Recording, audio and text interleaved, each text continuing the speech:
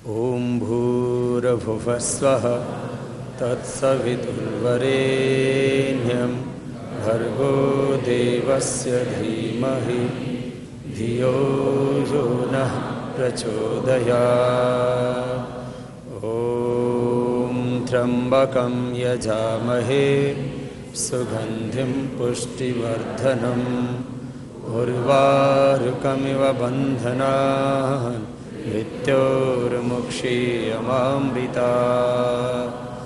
ॐ सहना भवतु सहनौ भुनक्तु सह वीर्यं करवावहै तेजस्विनावधीतमस्तु मा विद्विषावहै। ॐ असतो मा सद्गमय तमसो मा ज्योतिर्गमय मृत्योर्मा अमृतं गमय। ॐ शान्ति शान्ति शान्तिः।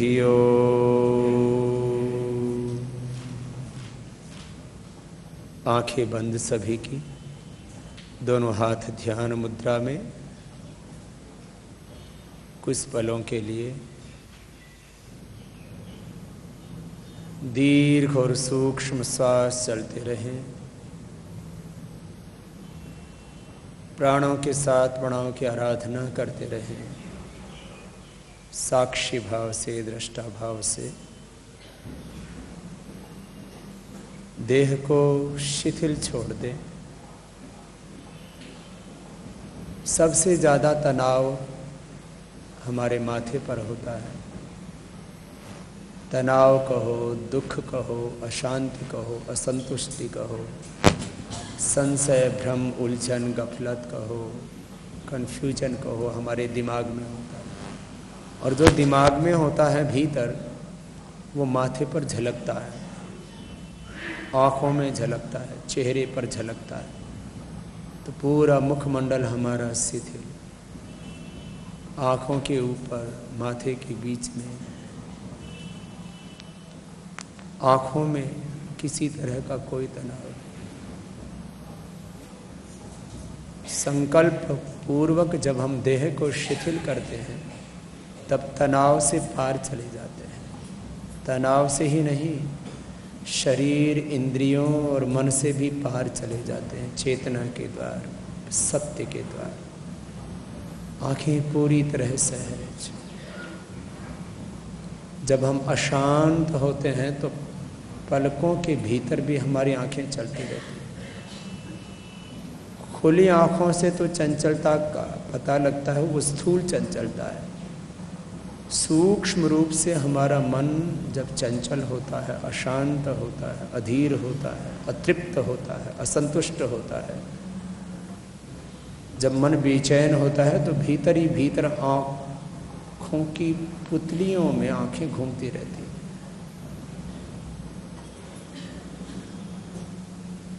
नाक, होठ ढीले, मुखमंडल के बाद हृदय मंडल को, उदर मंडल को, हाथों को, पैरों को साक्षी भाव से देखते हैं और शिथिल कर देते हैं। रोग विशेष होने पर या बहुत ज़्यादा स्ट्रेस होने पर तो हमें एक एक अंग को देखते हुए उसकी कोशिका, ऊतक और पूरे अस्तित्व को हमें शिथिल करना पड़ता है। मन सहज हो तो संकल्प मात्र से देह शिथिल हो जाता है। फिर श्वासों के साथ श्वास अंदर जा रहा है तो सहस्रार से मूलाधार तक, और श्वास बाहर निकल रहा है तो मूलाधार से सहस्रार तक।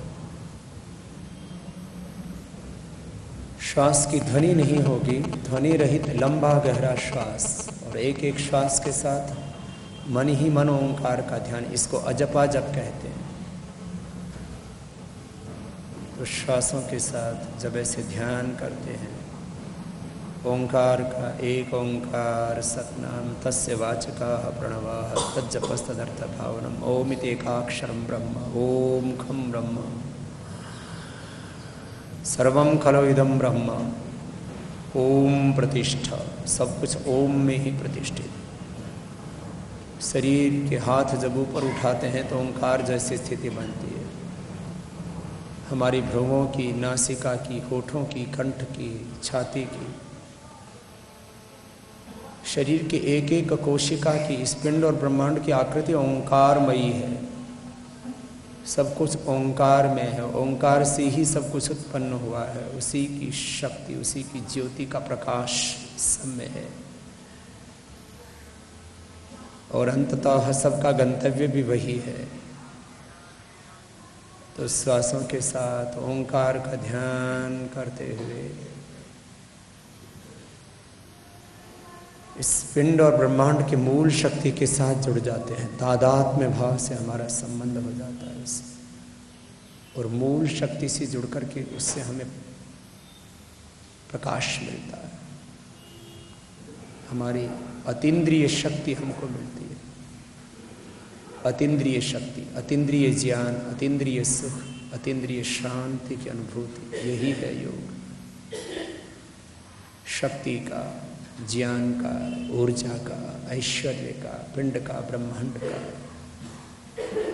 मूल स्रोत तो वही परमात्मा है। उसको ऑलमाइटी गॉड कहो, खुदा अल्लाह, वाहिगुरु अकाल पुरुष कहो, सर्वशक्तिमान सच्चिदानंद स्वरूप अजार अमर नित्य अविनाश भगवान।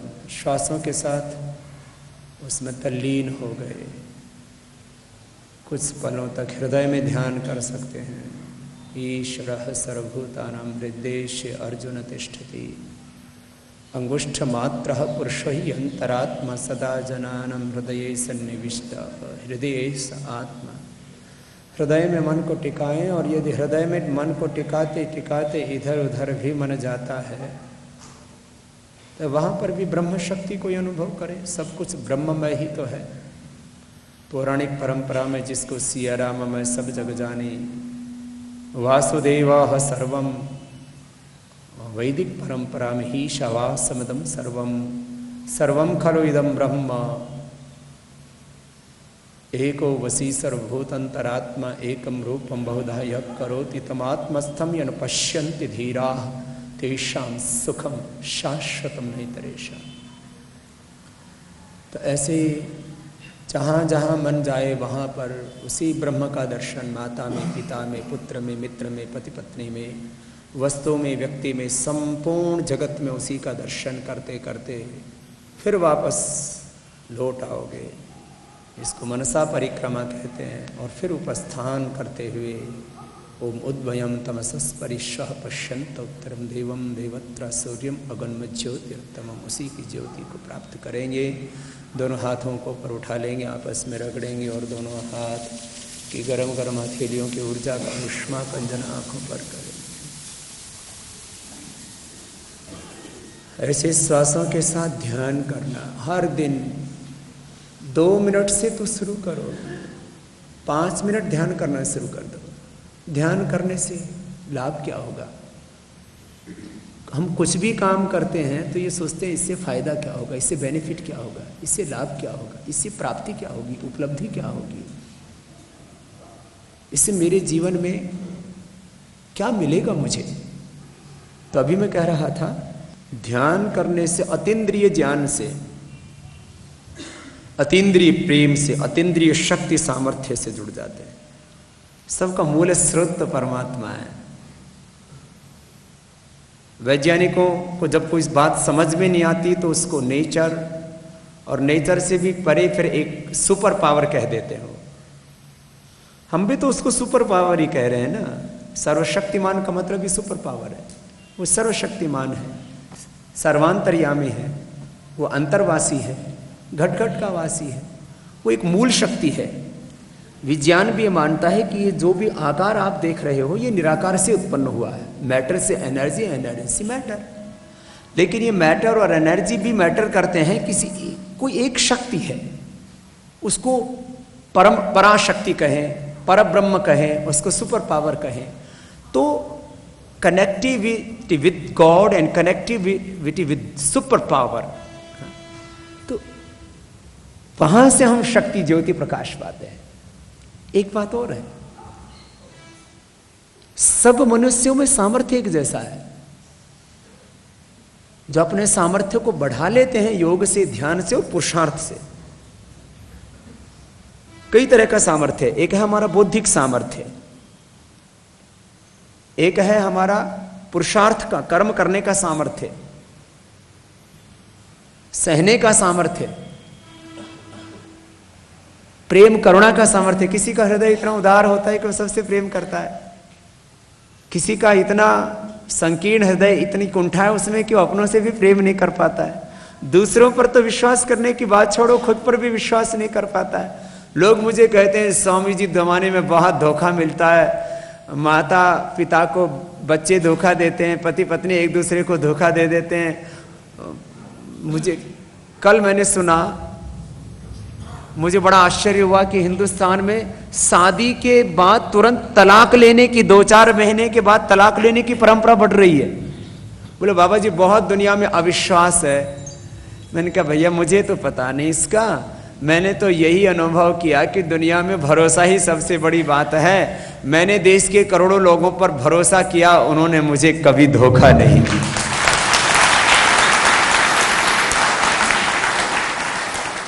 आप किसकी डोर में बंधे हुए हैं? विश्वास की डोर में बंधे हुए हैं, श्रद्धा की डोर में बंधे हुए हैं, प्रेम की डोर में बंधे हुए हैं। और क्यों बंधे हुए हैं? क्योंकि मेरे भीतर जो आत्मा है वही आपके भीतर है, मेरे भीतर जो परमात्मा का प्रकाश है वही आपके भीतर है। खाली इकाई के रूप में पृथक हैं। वैसे जो वननेस का, एकत्व का दर्शन है विज्ञान में भी और अध्यात्म में भी, 5 एलिमेंट्स वो एक ही है, मनस तत्व एक ही है, परमात्मा तत्व एक ही है, आत्म तत्व एक ही है। तो फिर भेद कहां? भेद तो अविवेक के कारण से होता है। खैर, ध्यान करने से उस पराशक्ति के साथ हमारा संपर्क स्थापित हो जाता है। इसलिए ध्यान करने वाला सबसे बड़ा ज्ञानी होता है। मुझसे लोग पूछते बाबा जी आप कौन सी यूनिवर्सिटी में पढ़े हो? मैंने कहा क्यों? बोले एक तरफ वेद शास्त्र का ज्ञान, चिकित्सा शास्त्र का ज्ञान, फिर राजनीति शास्त्र का ज्ञान, फिर पत्रकारिता का भी ज्ञान, फिर यह अर्थशास्त्र जो सबसे जटिल विषय है। स्टेट गवर्नमेंट की जो विधानसभाएं और सेंट्रल गवर्नमेंट की लोकसभा, विधानसभा और लोकसभा में जिस दिन बजट पास होता है उसमें आधे से ज्यादा एमएलए और एमपी सोते हुए मिलते हैं। क्यों? समझ में ही नहीं आता उनको। बोलिए अर्थशास्त्र कहां पढ़ा? मैंने कहा मेरा भाई बाहर तो मैं पीपल के पेड़ के नीचे बैठ के पढ़ा हूं, शीशम के पेड़ के नीचे स्कूल में पढ़ा था, गुरुकुल में पीपल के पेड़ के नीचे बैठ के पढ़ा था। असली पढ़ाई तो मैंने भीतर के विश्वविद्यालय में की है।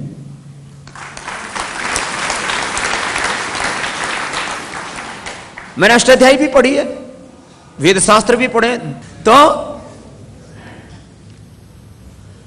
मैंने कैसे सूत्र पढ़े सुनाओ 2-4।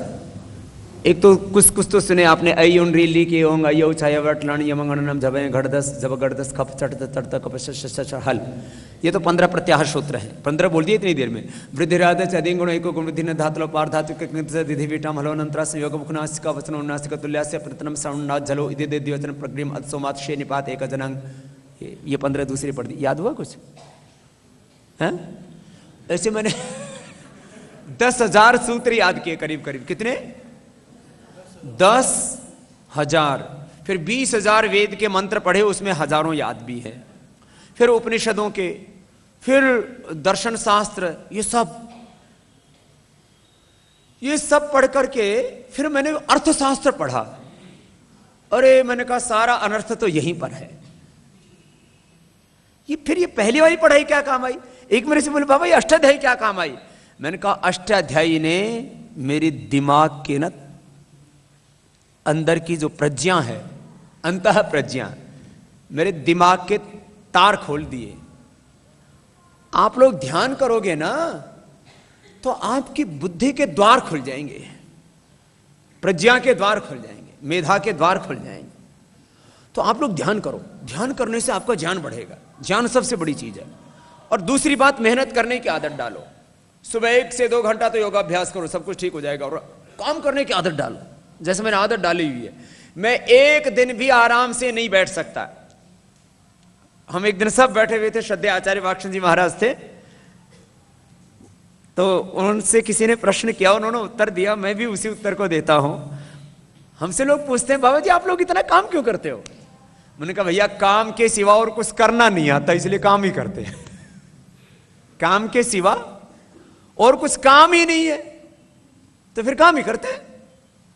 मैं तो चाहता हूं हिंदुस्तान में ऐसा वातावरण बन जाए कि बच्चों को बचपन से योग सिखाया जाए और बचपन से उनको 16 से 18 घंटा मेहनत करने के लिए आदत डाली जाए, तो हिंदुस्तान दुनिया की महाशक्ति बन जाएगी। माइंडसेट तैयार होता है बचपन में। मैं करीब 7-8 साल की उम्र से थोड़ा जागरूक हुआ। 9 साल की उम्र में मैंने महर्षि दयानंद को पढ़ना शुरू किया। 15 साल की उम्र में तो महर्षि दयानंद को वेद भाषा को छोड़ करके पूरा पढ़ लिया था। तो क्या हुआ ये कि करीब 9 साल की उम्र से आज तक एक दिन भी आलस्य नहीं किया। 2 काम दुनिया में सबसे बड़े कठिन है, एक स्वभाव में परिवर्तन, 2 सबसे बड़ी चुनौतियां हैं ये। और दूसरा मैं कठिन काम मानता हूं, सबसे बड़ा क्राइसिस मानता हूं, अच्छा नेतृत्व। आदर्श ढूंढने को ही नहीं मिल रहा, राजनीति में टूटा पड़ रहा है। मुझसे यदि कोई पूछे कि भारत का योग्यतम प्रधानमंत्री, चलो एक तो बता दिया बाबा जी आपने, दूसरा तीसरा बताओ, तो दूसरा तीसरा बताते बताते 125 करोड़ के हिंदुस्तान में, अरे 125 करोड़ के हिंदुस्तान में 125 लोग कम से कम ऐसे होने चाहिए जिसमें किसी को भी प्रधानमंत्री बना सके। ऐसा तो होना चाहिए अपना देश। लेकिन राजनीतिक लीडरशिप का टोटा है, आध्यात्मिक लीडरशिप का टोटा है, सामाजिक नेतृत्व का टोटा है, क्राइसिस है, उसकी कमी है। ये बहुत बड़ी चुनौती है हमारे लिए। स्वभाव में परिवर्तन कैसे लाए? स्वभाव एक दिन में नहीं बनता है। बचपन से एक एक क्षण में स्वभाव बनता है। मैं जिस रूप में आपके सामने हूं, ऐसा बनने के लिए करीब मैंने कम से कम 30 साल तक सजगता पूर्वक जीवन जिया है। मैं यदि आज 18 घंटा काम करता हूं तो उसके लिए मैंने 9 साल की उम्र से आज तक एक दिन भी आराम नहीं किया। लोग लाइफ को एंटरटेन करने के लिए क्या करते हैं, कोई पिक्चर देखते हैं, सिनेमा देखते हैं। मैंने आज तक सिनेमा ही नहीं देखा। स्वभाव को बदलना और देश में नेतृत्व, ये सबसे बड़ी चुनौती है। स्वभाव नहीं बदल पाते। मेरे सामने लोग रोने लग जाते, क्या करें बाबा जी, बदलना तो चाहते हैं, बदल नहीं पाते। इस देश के स्वभाव को हमें बदलना है, उसको सही ट्रैक पर लाना है, सबको उच्च चेतना में लाना है। श्री अरविंद की भाषा में बोले तो मानव में महामानव का अवतरण करना है और अतिमानस चेतना से युक्त, अतिमानवीय चेतना से युक्त हमें ऐसे महामानवों का निर्माण करना है। नर में उस नारायण की शक्ति का अवतरण करना है, पुरुष को महापुरुष बनाना है, और वो सामर्थ्य अपने भीतर है। मैं कह रहा था हमें ऐसा प्रयास करना पड़ेगा। हिंदुस्तान को बदलने के लिए कितने दिन लगेंगे? कम से कम 3 पीढ़ियां बदलनी पड़ेंगी। एक वो जो मां की कोख से पल रहे हैं और मां की गोद में आ चुके हैं, वो बचपन, दूसरे देश के जवान और तीसरे देश के बुजुर्ग। इन तीनों पीढ़ियों में यदि हमने शुभ का आधान कर दिया तो हिंदुस्तान पूरी दुनिया का सबसे महान मुल्क होगा। 3 पीढ़ियां बदलने की जरूरत है। और यह बदलाव आएगा शिक्षा से, यह बदलाव आएगा शिक्षा और संस्कारों से। वहां से बदलना है। आज दुनिया के सबसे बेईमान खानदान को हमने टक्कर दे रखी है, तो उन संस्कारों और उस शिक्षा के बल पर दे रखी है जो हमें बचपन से मिली, जो हमें गुरुकुल से मिली। और मैंने तो 9 साल की उम्र में महर्षि दयानंद को पढ़ा है, और मेरे जीवन में जो कुछ शुभ है उसका श्रेय मैं महर्षि दयानंद को देता हूं कि सारा प्रकाश मुझे वहीं से मिला। लेकिन महर्षि दयानंद को 10 साल से ज्यादा काम करने नहीं दिया, 18 बार विषय दे दिया, खत्म कर दिया। अंदर के लोगों को ही तोड़ लेते हैं, रसोइयों को ही तोड़ लिया। लेकिन मुझे बहुत गौरव होता है इस बात का, और उस परमात्मा का शुक्रिया भी करता हूं। ऋषि दयानंद के तो रसोइयों को तोड़ लिया, इस देश में लाखों हमारे कार्यकर्ता और करोड़ों समर्थक, एक को भी 1 करोड़ लोग तोड़ नहीं पाए। ये कितनी बड़ी बात, ये सहज काम नहीं है भाई बहनों। खैर, मैं कह रहा था हम जो कुछ हैं वो अपने विचारों और संस्कारों का ही तो परिणाम है। तो आप ध्यान करेंगे ना तो क्या होगा? ध्यान करने से क्या बढ़ेगा? हमारा ज्ञान बढ़ेगा, हमारा प्रेम बढ़ेगा, कुंठा मिटेगी, सामर्थ्य बढ़ेगा। तो एक एक व्यक्ति में कितनी बड़ी शक्ति है। मैं हमेशा कहता हूं, जो दुनिया में बड़ा परिवर्तन देखना चाहते हैं उनको 3 चीजों को समझना जरूरी है। अपनी शक्ति समझो, अपने देश की शक्ति को समझो, और पूरी दुनिया को समझो। 3 चीजों को नहीं समझोगे ना तो बड़ा काम नहीं कर सकते। अपनी शक्ति को नहीं समझोगे तो खुद ही बड़े नहीं बनोगे, और देश की शक्ति को नहीं समझोगे तो ऐसे दीनता, हीनता, दरिद्रता में जीते रहोगे। अपने भीतर के अपार सामर्थ्य को, अपरिमित, असीम, अनंत जो हमारे भीतर शक्ति है उनको समझो। देश में जो अपरिमित सामर्थ्य है उसको समझो, और फिर भारत की भूमिका पूरी दुनिया में क्या हो सकती है इसको समझो। इन 3 चीजों को जो समझ लेगा वो अपने जीवन में भी बड़ी भूमिका निभा पाएगा, वो देश को भी दुनिया का सबसे बड़ा ताकतवर मुल्क बना पाएगा, और फिर से हम भारत को दुनिया की सबसे बड़ी आध्यात्मिक आर्थिक महाशक्ति बनाने का, स्वस्थ, समृद्ध, संस्कारवान, परम वैभवशाली, धर्मनिष्ठ, न्याय अधिष्ठित भारत बनाने का जो स्वप्न लेकर के चल रहे हैं, फिर यह प्रश्न नहीं रह जाएगा कि देश को कैसे बचाएंगे, फिर यह हमारा संकल्प हो जाएगा कि हम दुनिया को कैसे चलाएंगे। यह है बड़ा संकल्प। क्या है देश को बचाना? देश तो हमारा है, किसी खानदान की जागीर है क्या है? ये तो साधारण सी बात हो जाएगी फिर। और बाबा जी आप जब बोलते हैं तो ऐसे लगता है ये सब कुछ हो जाएगा, लेकिन जब हम सोचने लगते हैं तो फिर हम तो यूं सोच रहे थे ये कैसे होगा। अरे ऐसे बावड़ों की तरह क्यों सोचते हो? मेरी तरह से सोचो। और मैं कोई अति उत्साह में, आवेग में आकर के, आवेश में आकर के, भावनाओं के अतिरेक में आकर के किसी बात को नहीं कह रहा हूं, मैं सच कह रहा हूं आपसे। और अब जितना अनुकूल वातावरण है, ऐसा अनुकूल वातावरण कभी नहीं रहा। गुरु नानक देव, गुरु गोविंद सिंह जी के समय ऐसा अनुकूल वातावरण नहीं था।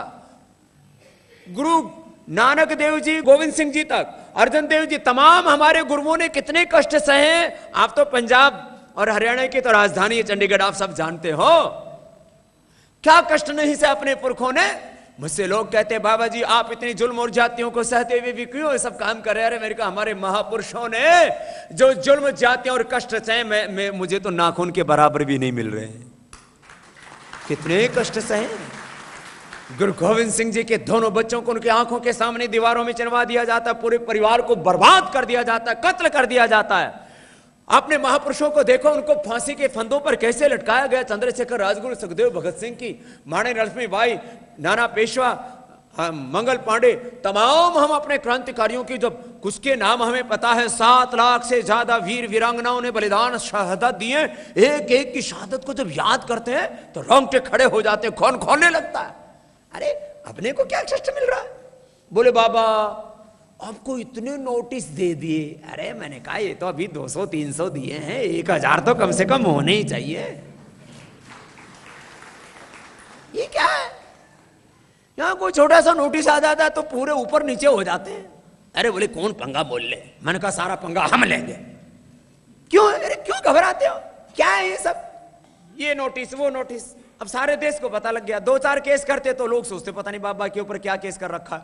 जब कई 100 केस कर दिया तो बोले भाई ये तो वो पीछे पड़ रहे हैं। 2-4 कोई करते तो हो सकता है सही भी मान लेते। अब इन्होंने कुछ नहीं छोड़ा। सीबीआई एक नहीं 2-2 केसों में सीबीआई लगा रखे हमारे पीछे, 2 डबल सीबीआई। मैंने कहा इसका बापू लगा दो चाहे सीबीआई का। और हिंदुस्तान की एजेंसियों से बात नहीं चल रही तो मैंने कहा ब्रिटेन वाली, अमेरिका वाली और लगा दो। लगा दो। तुम क्या करोगे?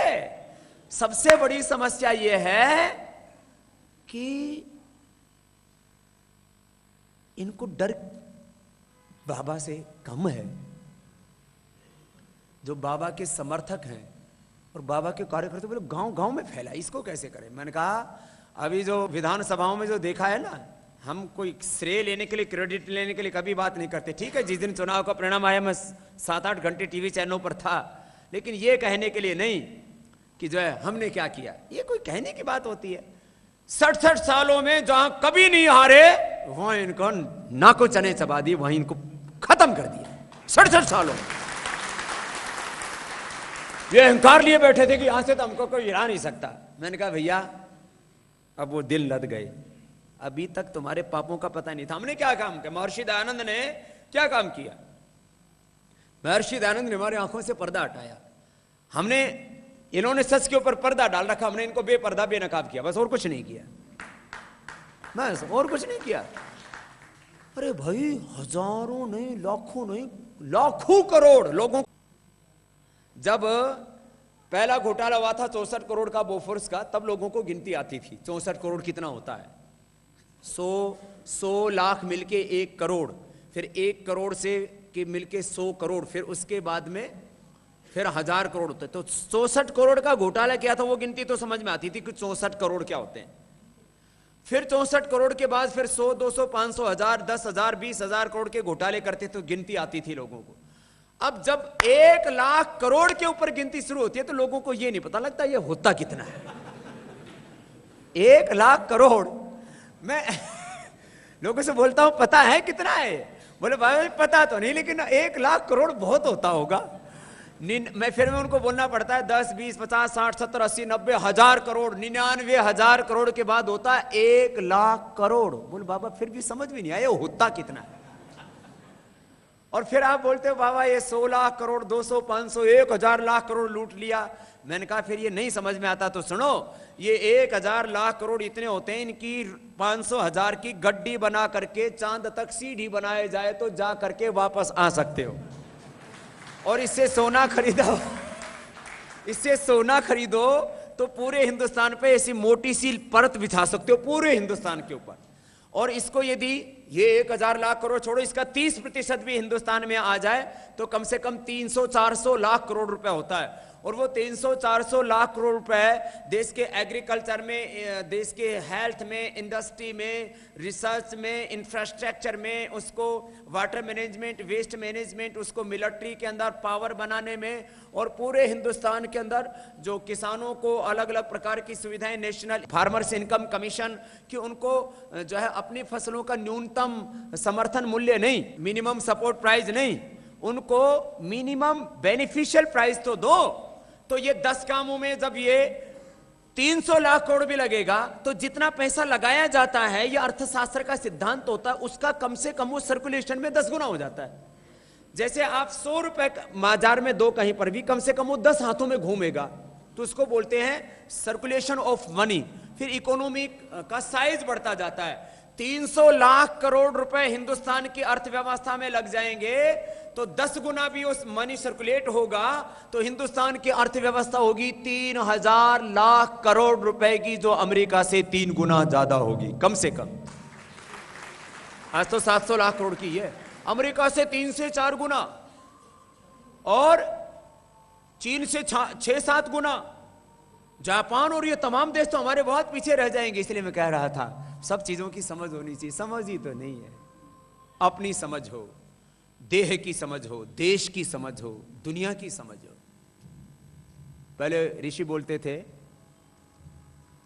बोला आत्मज्ञान के लिए आए उनके पास, प्रजापति के पास देवता, असुर और मनुष्य तीनों गए, तीनों को एक ही शब्द बोल दिया, द द द। बोले जाओ हो गया उपदेश।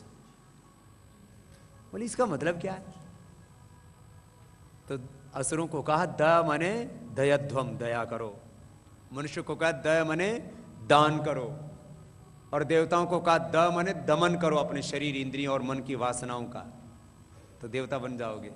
दान करोगे तो मनुष्य बन जाओगे, और दया करोगे तो असुरत्व से पार चले जाओगे, उद्धार हो जाएगा तुम्हारा। तो आज 3 द और हैं ये। द माने देह, द माने देश, द माने दुनिया। 3 द को समझ लो तो तुम बड़ा काम कर पाओगे, नहीं तो बड़ा काम नहीं होगा। नहीं तो ऐसे कुंठा में जीते रहोगे, कुछ नहीं हो सकता जी। अजय ऐसे कुछ होता है क्या? अरे ऐसे ही होता है भाई।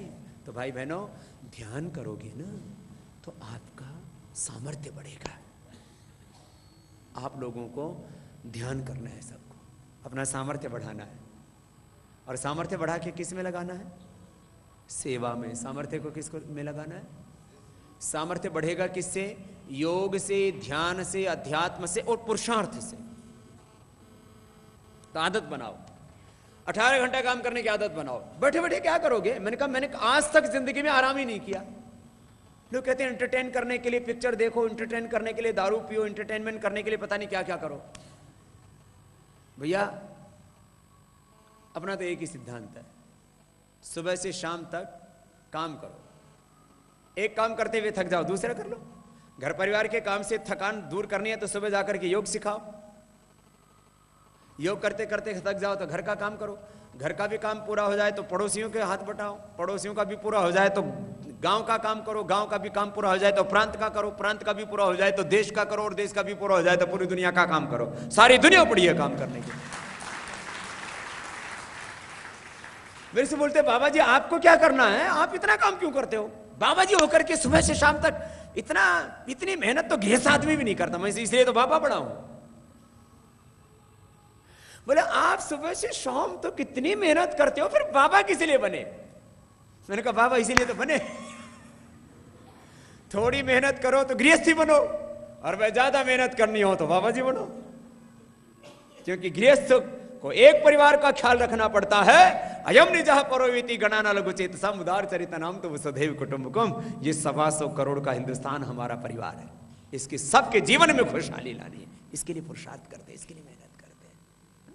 तो आप लोग ऐसी जिया करो। कभी उल्टा पुल्टा सोचते क्यों हो? उल्टा पुल्टा मत सोचो। हमेशा कैसा सोचो? Think positive, be positive, do positive. हमेशा पॉजिटिव रहो, ऐसे रहना है तो बड़ा काम होगा। तो आज आपको 2 बातें कहनी है मुझे। आगे का जो अपने को बड़ा लक्ष्य हासिल करना, उसके लिए 2 काम करने हैं। व्यक्तिगत जीवन को तो अच्छा बनाना, उसके बारे में तो मैं जितना कहता जाऊंगा उतना ही आपको अच्छा लगेगा। क्योंकि जीवन के इतने पहलू हैं और एक एक पहलू पर मैं बात करता जाऊं। वैयक्तिक जीवन कैसा हो, हमारा पारिवारिक जीवन कैसा हो, आपस में वाणी व्यवहार कैसा हो, हमारा फिर व्यावसायिक जीवन कैसा हो, हमारे ऊपर कुछ वैयक्तिक दायित्व हैं, कुछ पारिवारिक दायित्व हैं, कुछ व्यावसायिक दायित्व हैं, लेकिन इसके आगे फिर सामाजिक दायित्व हैं, ईश्वरीय दायित्व हैं। ठीक है, माता पिता का बहुत कर्ज है हम पर, उनके प्रति भी हमारा फर्ज है। लेकिन भैया जीवन तो भगवान का प्रसाद है ना, तो हमारे जीवन पर सबसे पहला अधिकार भगवान का है, फिर मातृभूमि माता पिता का, गुरुओं का, फिर अपना। तो हम अपने वैयक्तिक दायित्वों को, जो पर्सनल जो रेस्पॉन्सिबिलिटीज हैं, उसको निभाने के प्रति तो फिर भी थोड़े जागरूक होते हैं। उसके आगे हमारे बहुत बड़े दायित्व हैं, उन दायित्वों को आपको निभाना है। कभी भी छोटा सोचना नहीं है। दुनिया में छोटा सोचने वालों ने कभी बड़ा काम किया नहीं, और दुनिया में ऐसा कोई काम नहीं जो आप ना कर सकते हो। ये कभी मत सोचना कि मैं ये नहीं कर सकता, हमेशा ये सोचना है कि मैं क्या नहीं कर सकता। जैसे ना लोग सोच लेते हैं, मैं देखता हूँ, बाबा जी हम तो घर गृहस्थी हैं, हम क्या कर सकते हैं। मैंने कहा घर गृहस्थी का मतलब क्या होता है? बोले गृहस्थी का मतलब होता है गिरी हुई हस्ती, गिरस्थी। ये अपने भीतर कुंठा मत आने दो। गृहस्थाश्रम को महर्षि दयानंद ने सबसे बड़ा आश्रम कहा है, जिसके जो है सारे वर्णाश्रम धर्म बोले गृहस्थ धर्म को ऐसे ही आश्रय लेते हैं जैसे सारी नदियां बहती हुई समुद्र की ओर आती हैं। सन्यासी किसने पैदा किए? गृहस्थों ने पैदा किए। मैं आपके सामने बैठा हूं तो एक सद गृहस्थ ने तो मुझे पैदा किया। कोई समलैंगिक होते तो पैदा थोड़ी होता मैं। आजकल तो ये भी देश में मुद्दा बन गया। कैसे बेहुदे मुद्दे बना लेते हैं। फिर मैंने टिप्पणी की तो बाबा के ऊपर और केस करेंगे। मैंने कहा कर लो। बोले हमको समलैंगिक कह दिया। मैंने ये कहा भाई जो जैसा होता है वैसों का समर्थन करता है, भाई इसमें कोई गलत बात तो नहीं। कोई सच्चा आदमी किसका समर्थन करेगा? सच्चों का। झूठा आदमी किसका समर्थन करेगा? झूठों का। मैंने कहा भैया समलैंगिकता इतनी बढ़िया बात है तो फिर तो सबसे बोलो। हर एक लड़का अपने घर में लड़की को लेके ही नहीं आएगा शादी में, लड़का के साथ ही शादी कराएगा, लड़की लड़के के साथ शादी कराएगी। आजकल ये पूछे बोले समलैंगिकता होती क्या है? अब बताओ, ये कोई बेहूदी बात है। अब पता नहीं कैसे, और ऐसी बातों में सबसे आगे होते हैं बेहुदे कहीं के। काला धन, भ्रष्टाचार, महंगाई, बेरोजगारी, गरीबी, पूरा देश नर्क बन गया। चारों तरफ देश पर आक्रमण हो रहा है, कहीं चीन आक्रमण कर रहा है, कहीं पाकिस्तान जैसा नापाक देश हमको डरा रहा है, अमेरिका धमका रहा है, कोई दूसरा मुद्दा नहीं। क्या मजाक बना रखी है। फिर बोलो कोई किसी से प्यार करता है तो उससे आपको आपत्ति क्या है? हमने कहा प्यार करने की कोई मनाही थोड़ी। हम सारे देश से प्यार करते हैं, सारी दुनिया से प्यार करते हैं, सब पिता तुल्य, सब बुजुर्ग मेरे बुजुर्ग, ये सब माँ मेरी माँ, जितने भी जो है जवान है मेरे भाई बहन, जितने भी बच्चे हैं मेरे बच्चे। ये सोच रखो ना, अपना दिल बड़ा रखो। फिर देखो वैसे अपने को ना उस बारे में अब सोचने की जरूरत नहीं है, क्योंकि उनमें कुछ बचा ही नहीं ना, निस्तेज हो चुके हैं वो। देखो पाप का घड़ा भर गया और फूट चुका। अब तो इनकी 2013 में, मैंने पहले कहा था, पहले से घोषणा कर रहा था, तब लोग सोचते थे बाबा तो ही बोलता है। मैंने कहा 2013 में इनकी 13वीं हो जाएगी और 2014 में इनका 13वीं होने के बाद अक्षय का पेड़ जम जाएगा, ये कहीं नहीं रहेगी। मीन सब कुछ बचा नहीं है। तो अब नया कैसे होगा इसके बारे में सोचना है, और नया कैसे होगा उसके लिए रणनीति भी बनानी है। अपने जीवन को तो अच्छा बनाना ही है, योग करना है, ध्यान करना है, मेहनत करनी है, पुरुषार्थ करना है। पुरुषार्थ से ही जीवन आगे बढ़ता है। मेरे साथ बोलेंगे सब, अकर्मा दस्युहु। जोर से बोलो, अकर्मा दस्युहु। राक्षस कौन है? जो काम नहीं करते, जो मेहनत नहीं करते, वो सब क्या है? राक्षस। इन काम चोरों ने, इन हरामखोरों ने ही देश बर्बाद कर रखा। तो मैं बात आपसे कर रहा था, अपने जीवन को तो हमें बहुत अच्छा बनाना ही है। इन राजजादे, शहजादों और हरामजादों की तरह काम चोर, हरामखोर नहीं बनना। मेहनत करो अपने वैयक्तिक जीवन में, संगठन में, जहां भी हो, व्यापार में, खेती में, पढ़ने में, पढ़ाने में, जहां भी रहो, मेहनत मेहनत मेहनत। हमने मेहनत की है और आज भी कर रहे हैं। लोग सोचते बाबा इतनी मेहनत क्यों कर रहे? क्यों नहीं करे मेहनत? अरे मेहनत करने से दिक्कत क्या है ये बताओ। तो मेहनत करनी है, फिर देश को सजाना है। कभी मत सोचो कि हम छोटे आदमी हैं, कभी मत सोचो हम छोटे आदमी। छोटे लोगों ने ही बड़े काम किए हैं दुनिया में, है ना। देखो पूरी दुनिया के इतिहास देखो, पूरी दुनिया में आज से 200, 300, 500 साल पहले जाकर के देखो, कोई बड़ा काम बड़े घर में पैदा हुए व्यक्ति ने कभी भी नहीं किया भाई। यूरोप का इतिहास उठा के देख लो, अमेरिका का इतिहास उठा के देख लो, और भारत को देख लो। चलो दुनिया नहीं समझ में आती तो भारत में पहले राजा महाराजाओं का राज था, फिर राजा महाराजाओं के बाद में किनका राज आया? मुगलों का राज आया। मुगल कहां से आए? पिछले 1000 सालों पीछे जाके देखो, कहां से आए ये मुगल? कहां से आए? बाबर आया। बाबर का कौन था? अरे इतना तो इतिहास आता होगा। हुमायूं, अकबर, औरंगजेब, यही तो था खानदान पूरा। तो कहां से? बाबर से शुरू हुआ। और बाबर क्या था? बाबर ने अपनी स्टेट में, अफगानिस्तान के पास में एक छोटी सी स्टेट थी, वहां पर इसने राजा के साथ, वहां का एक रियासत थी, उसमें धोखा किया, इसको देश बदर कर दिया। जैसे आजकल प्रांत बदर कर देते, जिला बदर कर देते हैं ना, कोई गलत काम करता है तो इसको वहां से भगा दिया। तो एक तरह का मतलब जो है चोर उचक्का टाइप आदमी था। चोर उचक्के टाइप आदमी ने ऐसी रणनीति बनाई, ऐसी योजना बनाई कि आधे से ज्यादा हिंदुस्तान में किसका राज कायम हो गया? बाबर के खानदान का, अकबर के खानदान का। इतना बड़ा कैसे? किसी, अब जो अपने आप को राजपूत कहते थे, उनकी छोरियां ब्याली, ऐसे रिश्ते नाते जोड़ लिए। किसी के साथ थोड़ी बहुत लड़ाई कर ली, बाकी के साथ समझौते कर लिए और अपना साम्राज्य का विस्तार करता चला गया। तो भाई साधारण आदमी था, अकबर कोई बहुत बड़े खानदान में पैदा नहीं हुआ, ऐसे ही जहां घोड़ों को रखते वहां पैदा हुआ था, क्योंकि बड़े खानदान में पैदा हुआ था। उसके बाद देखो भारतीय राजनीति कैसे करवट लेती गई। फिर अंग्रेज आ गए, अंग्रेज भूखे मर रहे थे अपने देश में, ये पूरी दुनिया जानती है। 17वीं शताब्दी तक भूख, गरीबी, अशिक्षा, बेरोजगारी, बदहाली में था पूरा यूरोप। ये दुनिया का इतिहास है, इसको कोई झुठला नहीं सकता। 17वीं शताब्दी तक ब्रिटेन के अंदर अंग्रेजी नहीं पढ़ी जाती थी, वहां पर फ्रेंचों का राज था, फ्रेंच बोली जाती थी। ब्रिटेन की भाषा फ्रेंच थी। हमने अपनी भाषा, अपनी वेशभूषा, अपना भेषज, अपना भजन, अपना भोजन, अपना गौरव सब कुछ ताक पर लगा दिया। आज आपको अब कहते हैं हमारे अच्छे दिन कब आएंगे, अरे तुम्हें दिन अपने आते ही नहीं, तुम तो दिन भी अंग्रेजी गिनो सारे। आपको डेट पूछ लो सब बता देंगे, आपको ईसवी संवत पूछ लो सब बता देंगे। 2013 चल रहा है, आज इतनी तारीख है, इतना वार है। आपको ये पूछ रहे कि कौन सा मास चल रहा है, चैत्र ज्येष्ठ वैशाख आषाढ़, कौन सा मास चल रहा है, कौन सा विक्रम संवत चल रहा है, सृष्टि संवत, क्या कुछ पता ही नहीं। तुम्हें कुछ पता ही नहीं है ना। खैर मैं बातें कर रहा था, बड़ा काम कहां से होता है? बड़ा काम बड़े जज्बे से होता है, बड़े संकल्प से होता है, बड़े हौसले से होता है।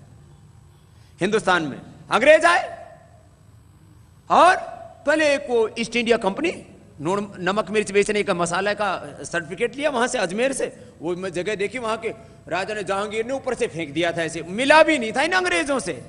मेरे इनसे मिलूंगा क्या, इनकी औकात क्या, इनकी हैसियत क्या? वो जिस ऊपर बैठ करके, वो गेट है एक बड़ा सा, जहांगीर ने वहां से ऐसे ही फेंक दिया, बोले ले जाओ बेच लो नमक मिर्च। बाद में देसी बेच दिया इन बेईमानों।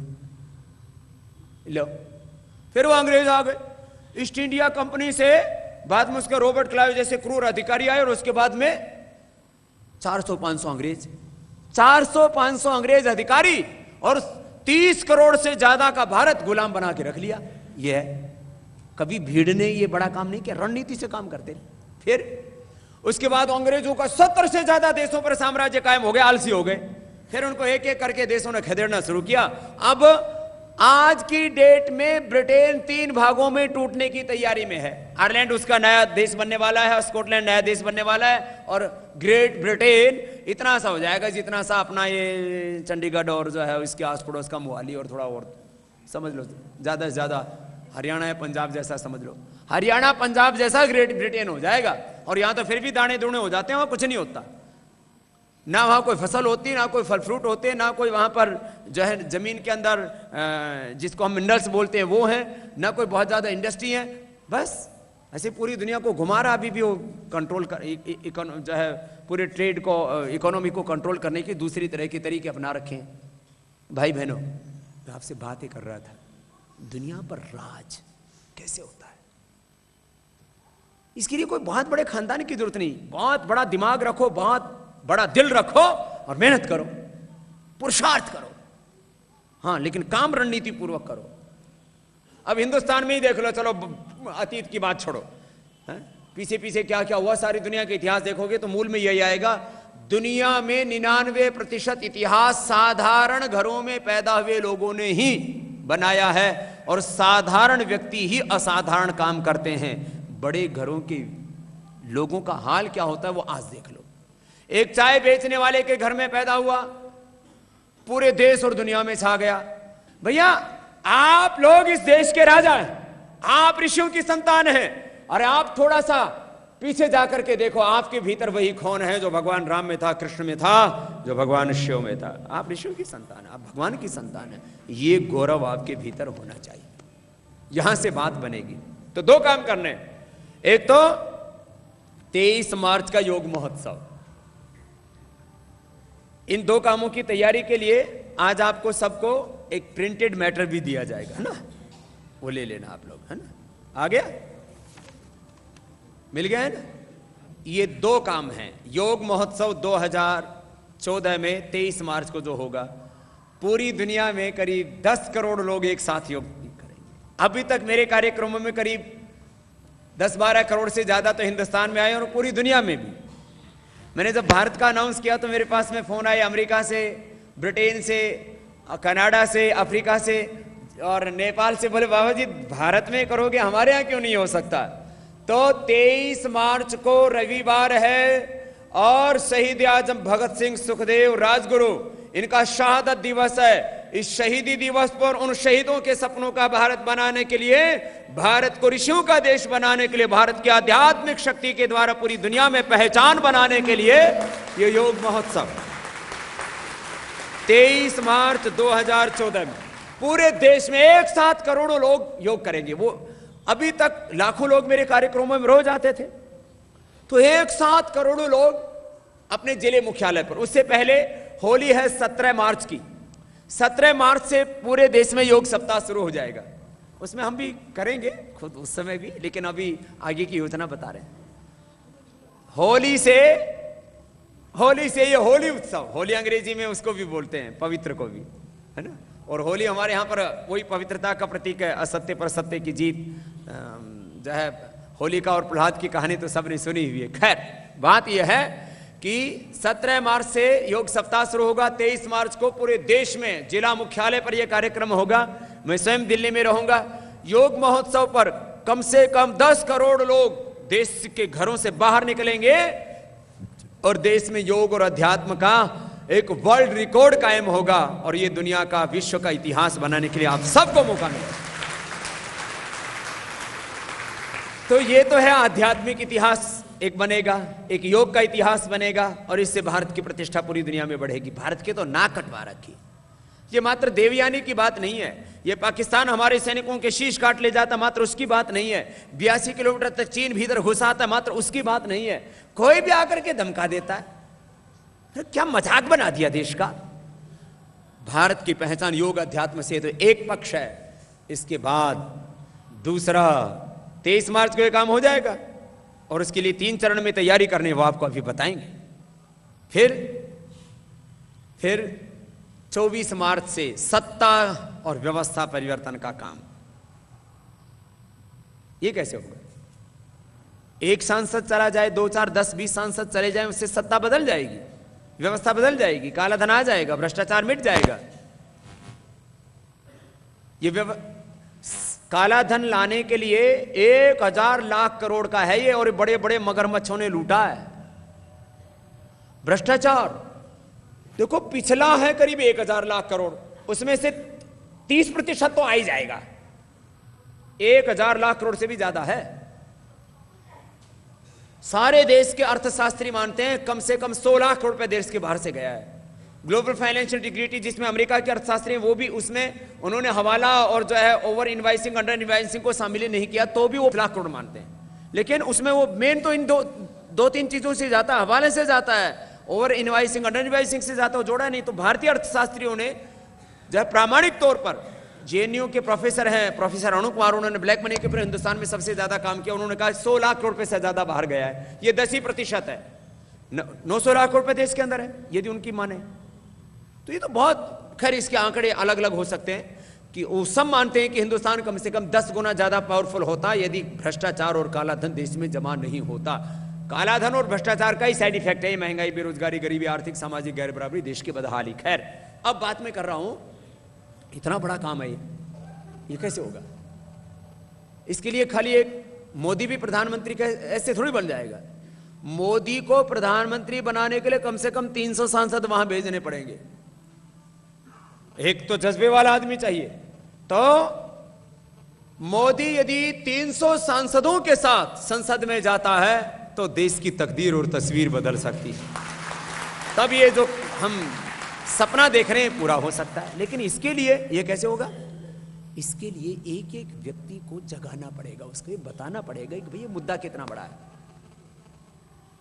और ये कैसे पूरा होगा। और साथ में ही आपको ये जो पर्चा दिया इसमें एक वाक्य लिखा हुआ है।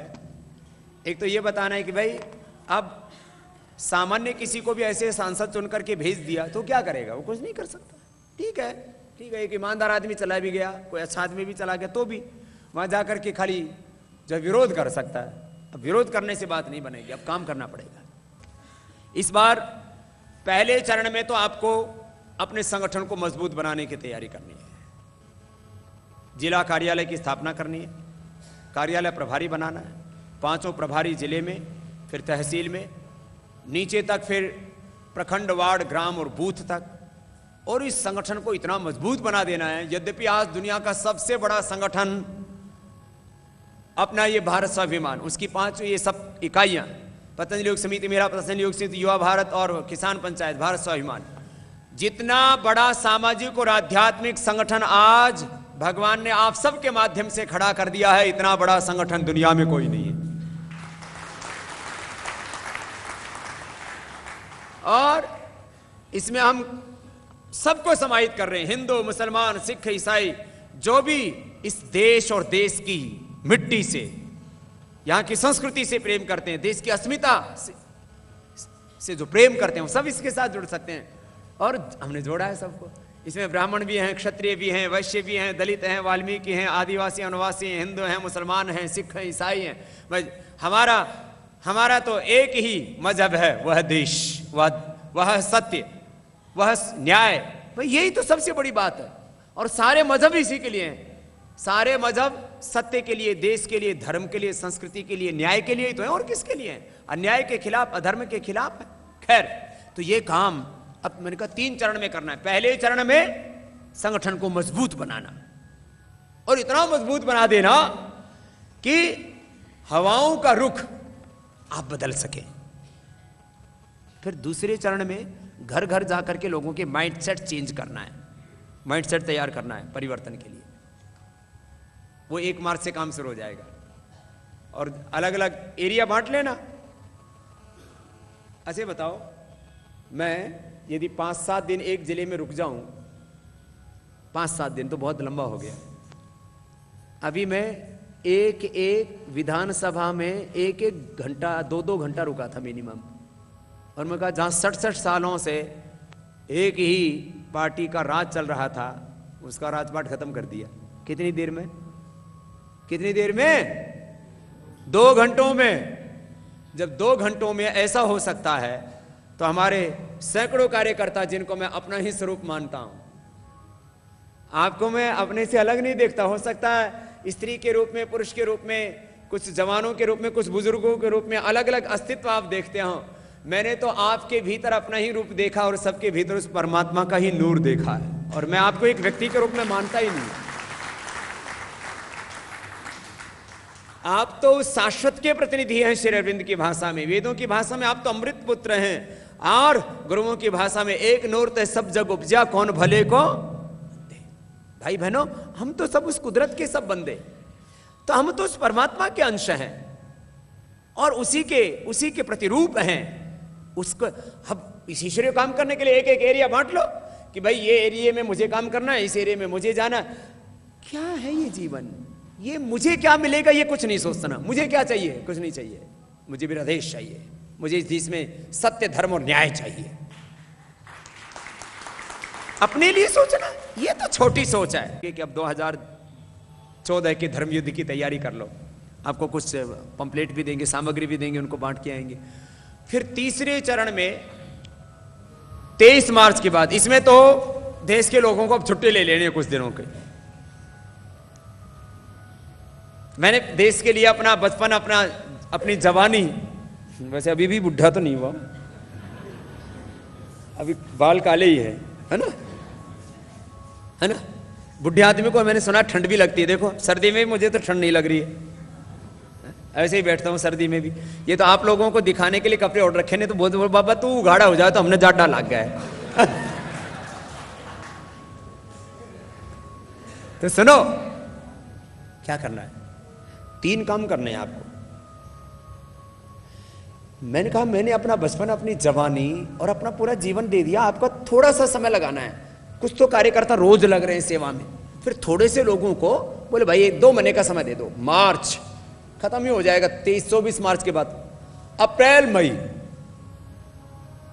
बस 2 महीना। मई के अंत तक तो प्रधानमंत्री बन जाएगा। इतनी जोर से ताली क्यों बजाई? कौन बनेगा? जिसको हम चाहेंगे वही प्रधानमंत्री बनेगा, जिसको हम चाहेंगे वही MP बनेगा। और वो कब होगा? जब घर घर में हम जाएंगे और लोगों के माइंडसेट चेंज करेंगे, माइंडसेट तैयार करेंगे। उसके लिए क्या करना पड़ेगा? एक रणनीति बना के काम करना पड़ेगा। रणनीति के बिना रण जीता, देखो दो शब्द हैं, रण प्लस नीति, क्या बना? रण नीति। रण जीतना है तो क्या बनानी पड़ेगी? नीति बनानी पड़ेगी, एक योजना बनानी पड़ेगी।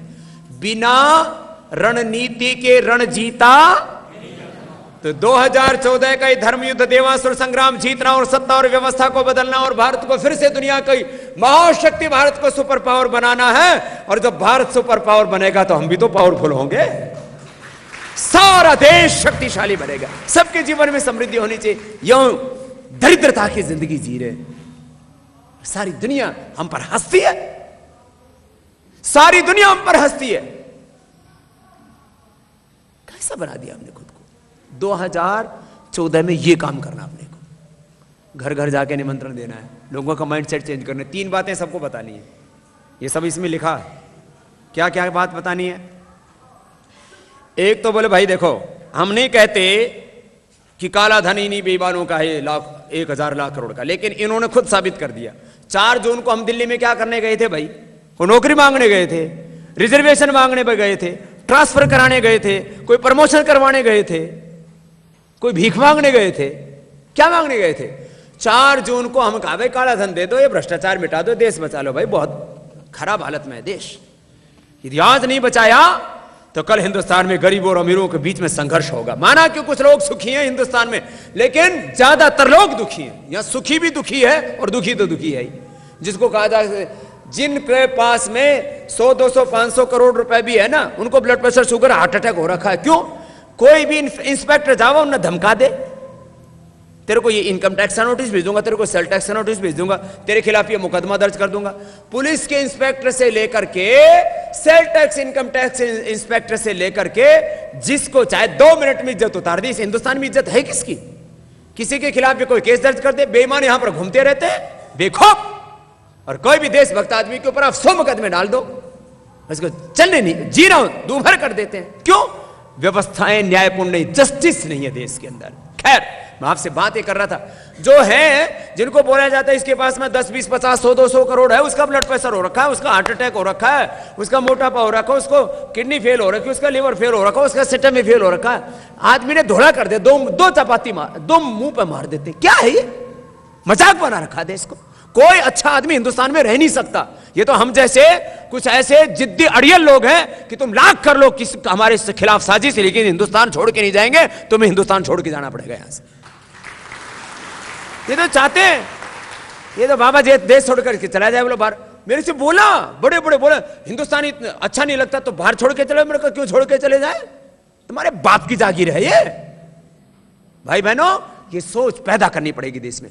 तो 4 जून की बात एक तो करना कि भाई 4 जून का जो उन्होंने कांड किया ना रामलीला में, इसलिए किया, और उसके बाद सैकड़ों हजारों केस लगा लिए, झूठे केस, मुकदमे, दुष्प्रचार, जो सब करना था कर लिया। क्यों किया? क्योंकि काला धन इन्हीं का, भ्रष्टाचारी यही है। काला धन इन्हीं का, भ्रष्टाचारी यही, इन्हीं से इनको डर लगता है। दूसरी बात, भाई मोदी को प्रधानमंत्री क्यों बनाना है? मोदी अपने मुद्दों पर सहमत है इसलिए बनाना। बोले बाबा आपसे तो बात कर ली उन्होंने, देश के सामने तो कमिटमेंट नहीं किया अभी। काला धन कैसे लाएंगे, भ्रष्टाचार कैसे मिटाएंगे, व्यवस्था को कैसे बदलेंगे, इस देश को कैसे आगे बढ़ाएंगे, जवानों के मुद्दों का क्या होगा, किसानों के मुद्दों का क्या होगा, जो दलित हैं, पिछड़े हैं, जो वंचित लोग हैं, उनके मुद्दों का क्या होगा। तो सारे मुद्दों पर 5 जनवरी को मोदी बात करेंगे भारत स्वाभिमान के मंच से।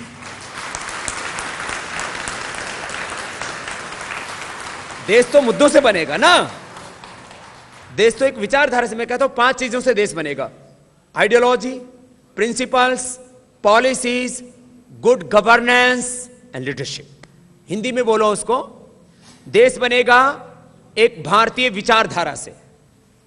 विचारधारा, सिद्धांत, नीतियां, वो जिससे कि अंतिम आदमियों को न्याय मिले। और चौथा, चरित्रवान नेतृत्व। और 5वां, सुशासन, गुड गवर्नेंस। इनसे बनेगा। तो ये सारी बातें, पर इन्हीं चीजों से देश बनेगा ना। ठीक है, वो काम तो मैंने कहा हो जाएगा। अब देश कैसे बनेगा? देश बनेगा आइडियोलॉजी से। आइडियोलॉजी क्या होती है? कुछ लोग हैं राइटिस्ट। क्या है? राइटिस्ट। कुछ लोग हैं लेफ्टिस्ट, कुछ लोग हैं कम्युनिस्ट, कुछ लोग हैं सोशलिस्ट, कुछ लोग हैं कैपिटलिस्ट और कुछ लोग हैं अपॉर्चुनिस्ट। अब इसमें ये राइटिस्ट, ये लेफ्टिस्ट, ये कम्युनिस्ट, ये कैपिटलिस्ट, ये सोशलिस्ट, ये अपॉर्चुनिस्ट, इनमें से ढूंढने हैं सच्चे नेशनलिस्ट और ऑनेस्ट। अब आइडियोलॉजी में ये बड़ा गंभीर मामला है, आप लोग नहीं समझते इन चीजों को ज्यादा। भाई अच्छा आदमी होना चाहिए। सारी गवर्नमेंट किस पर चलती है? पॉलिसीज पर। गवर्नमेंट किस पर चलती है? और ये पॉलिसी क्या है भाई? गाय के बारे में क्या पॉलिसी होगी मोदी जी की? गंगा के बारे में क्या पॉलिसी होगी? तो सारी पॉलिसीज जो आपको हमने 5 सालों तक पढ़ाया, उस दिन हम पहले हम बोलेंगे और उसके बाद मोदी बोलेंगे कि उनकी पॉलिसी क्या है, वो क्या कैसा भारत बना। तो ठीक, फिर तो ठीक रहेगा ना? बोलो।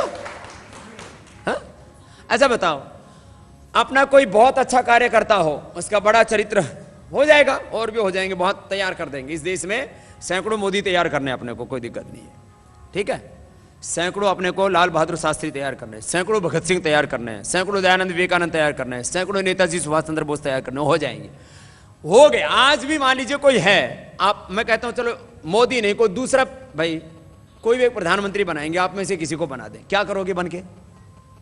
क्या करोगे?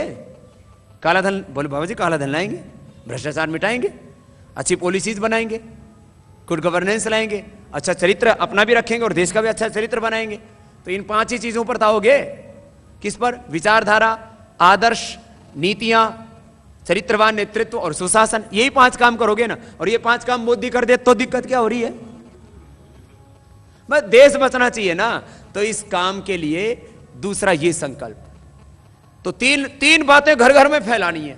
एक तो 4 जून की रात जो इन्होंने पाप किया, वो यही काला धन इन्हीं का, भ्रष्टाचार यही, इसलिए इनको डर लगा उस आंदोलन से। दूसरा, मोदी 300 सांसदों के साथ क्यों जाना चाहिए संसद में? उससे क्या मिलेगा देश को? एक जिले को मिलेगा कम से कम 50,000 करोड़ से 1 लाख करोड़। कितना? जोर से तो बोलो। 50,000 करोड़ से क्या थोड़ा होता है? एक गांव को मिलेगा कम से कम 50 से 100 करोड़। कितना? बोलो भाई। इसलिए मोदी को कितने सांसदों के साथ? 300 सांसदों के साथ वहां भेजना, तो देश बचेगा भाई। ये दूसरी बात। मैंने तो एक दिन पूछ लिया, मैंने कहा भाई इनको देश के सामने बताना चाहिए कि उन्होंने कभी गोमांस नहीं खाया। अब ये ले, चुप, बोले ही नहीं। मैंने कहा पूरे देश के सामने बताना चाहिए इन्होंने गोमांस नहीं खाया, और यदि गोमांस खाने वाले हैं, गो हत्यारे हैं, तो फिर इनका चरित्र समझ लो। तो मेरे पास फोन आने शुरू हो गए बड़े बड़े लोगों के। बोलो बाबा आपने ये क्या बोल दिया? मैंने कहा मैंने क्या बोल दिया? बोलना जी, अरे भाई हमसे पूछ लो ना भाई, हमने कबूतर खाया, मुर्गा खाया, अंडा खाया, दारू पी, बीड़ी पी, क्या खाया क्या पिया, हमसे कोई भी पूछ ले, हम बता देंगे। ठीक है चलो, हमको ऐसा परिवेश मिल गया कि बचपन से ही हम एक शाकाहारी परिवार में पैदा हो गए, अंडा मांस हमने कभी देखा नहीं, कोई बात नहीं, यदि खाया भी हो तो बता दें, क्या दिक्कत हो रही है? जैसे पहले गांव में कोई दारू नहीं पीते थे, लेकिन अज्ञान में क्या होता था, वो फौजी से रम लेकर के बाड़ा के मुंह में ठोस दिया करते, बोले खांसी हो रही है, बाड़ा के खांसी दूर हो जाएगी। अब हो सकता है ऐसे बचपन में हमारे गले में ठोंक दियो तो पता नहीं हमको, हमने पी ही नहीं कभी, हमको तो याद नहीं। अब कोई ऐसे जबरदस्ती वाला काम हो जाए तो अलग बात है भाई, बताना तो चाहिए ना। क्यों नहीं बताते? क्यों? क्योंकि ये हिंदुस्तान को कुछ और ही बनाना चाहते हैं। बात गाय की, गौ माता की नहीं है, बात भारत माता की नहीं है, गंगा माता की नहीं है, बात भारत की संस्कृति की नहीं है, क्योंकि इनकी इस देश में कोई निष्ठा ही नहीं है। तो पूरा चरित्र देश के सामने रखना कि किस तरह से इन्होंने क्या किया है, लाखों करोड़ के घोटाले क्या किया है। तो ये तीसरे चरण में ये प्रचार करना है। तो प्रचार के 3 चरण होंगे, काम के 3 चरण। पहले संगठन को मजबूत करना, दूसरा योग महोत्सव की तैयारी, फिर धर्मयुद्ध 2014 की तैयारी। कि 64 वर्षों, पिछले 67 सालों में, 65 नहीं 67 सालों में जो उन्होंने घोटाले किए, लाखों करोड़ के घोटाले, कितने के? लाखों करोड़ के घोटाले, लूट, भ्रष्टाचार, सामाजिक, धार्मिक, आर्थिक व राजनीतिक पापों को। देखो, एक है हमारा जुडिशरी सिस्टम, एक हमारा धर्मशास्त्र, दोनों के अकॉर्डिंग ही ये हालात है, ये इसके साथ खड़े होने वाली पापी। तो ये सब बातें और कैसे कैसे अपने को काम करना है, तो ये सारे विषय आपको अभी बताए जाएंगे, जिससे कि हम एक अच्छा भारत बना सके। देखो, ये कई तरह के विचार आप लोगों में उठेंगे। इतनी बात समझ लो कि भाई कौन कैंडिडेट खड़ा होगा, इसके बारे में व्यक्तिशः मैं चर्चा नहीं कर पाऊंगा, क्योंकि एक बहुत बड़ा विषय है ये। लेकिन हमारी मर्जी के बिना कोई वहां नहीं जा पाए, ये हम जरूर कर लेना। हमारी मर्जी किसमें है भाई? बुरा आदमी नहीं जा सकता वहां, तो वहां उम्मीदवार कौन होगा, प्रत्याशी कौन होगा, इसको तय करने में आप लोगों की 100% भूमिका रहेगी। इसको चिंता मत करो, एक बड़ा विषय है ना, बड़ी परिप्रेक्ष्य में सोचना चाहिए, और उसी परिप्रेक्ष्य में सोचेंगे तो ही हिंदुस्तान बचेगा। कुछ बात समझ में आई? विषय तो स्पष्ट हो गया ना। अब इसको करना कैसे है, ये जरा सुन लो, है ना। श्री अरविंद का एक वाक्य है, जरा गौर से सुनना। ये मैंने इसके पहले पेज पर लिखा है। श्री अरविंद का एक वाक्य है, ये भागवत मुहूर्त का समय है। सब मेरे साथ बोलेंगे, कैसा समय है? जोर से तो बोलो। भागवत मुहूर्त। सब बोलो, क्या है मुहूर्त है? अरे आप सब लोग मुहूर्त निकलवाते हो ना, दुकान का, घर का, ऑफिस का, सब चीजों का। तो ये कौन सा समय चल रहा है? भागवत। भागवत मुहूर्त का मतलब होता है शुभ समय है, मंगल समय है। ईश्वरीय विधान ऐसा है कि इस समय भागवत मुहूर्त है, ये थोड़ा सा किया हुआ पुरुषार्थ, उसको देश को बहुत बड़ा फल मिलेगा। और कभी कभी बहुत मेहनत करते हैं तो थोड़ा सा फल मिलता है। जैसे ज्योतिषी क्या बताते हैं, बोले मेहनत तो बहुत करते हो, फल पूरा नहीं मिलता। तो ये जो समय चल रहा है, ये भागवत मुहूर्त है। कैसा समय है? और इस समय थोड़ा सा किया हुआ पुरुषार्थ बहुत बड़ा फल देने वाला होगा। और जो कभी किसी ने नहीं सोचा था, वो हिंदुस्तान में घटित होगा। इसलिए इस समय सबको बड़ा प्रयास करना है इस काम के लिए। भाई बहनों, इसमें आज कार्यकर्ताओं को, जो शिक्षक हैं, जो निरंतर पिछले कुछ 5-7 सालों से, कुछ पिछले 5-6 महीनों से भी कम से कम लगे हुए हैं, एक स्वभाव बन जाता है फिर ना सेवा करने का, योग करने का। दूसरों को क्या लाभ होगा, उनसे कितनों के रोग मिटेंगे। जब मैं पिछली बार आया था तब मैंने बोला था, एक बहन का नाम स्वामी प्यारी, स्वामी प्यारी, उसको रीढ़ की हड्डी पूरी सड़ गई थी। कहाँ है? यही है क्या? खड़ी हो। यह है स्वामी प्यारी, और इसको कैंसर था, और कैंसर सामान्य नहीं था। इसको कैंसर ऐसा था, इसको गाड़ी में लेटा के लेके गए थे। इसकी रीढ़ की हड्डी के मणके ही खत्म हो गए थे, फ्यूज हो गए थे। रीढ़ की हड्डी के मणके कैंसर से खत्म हो गए, उसमें लेटा के लेके गए गाड़ी में। और इनके पति भी तो थे आपके, कहां हो? वशिष्ठ जी कहां? हाँ, वो वशिष्ठ। अब ये इन्होंने सुबह से शाम तक एक ही धुन लगी हुई है। उनको लगता है भाई हमारी जिंदगी तो योग से बची है, तो अपनी गाड़ी ले रखी है, उसमें गिलोय रखते हैं, सुबह शाम तक योग की बात करते हैं।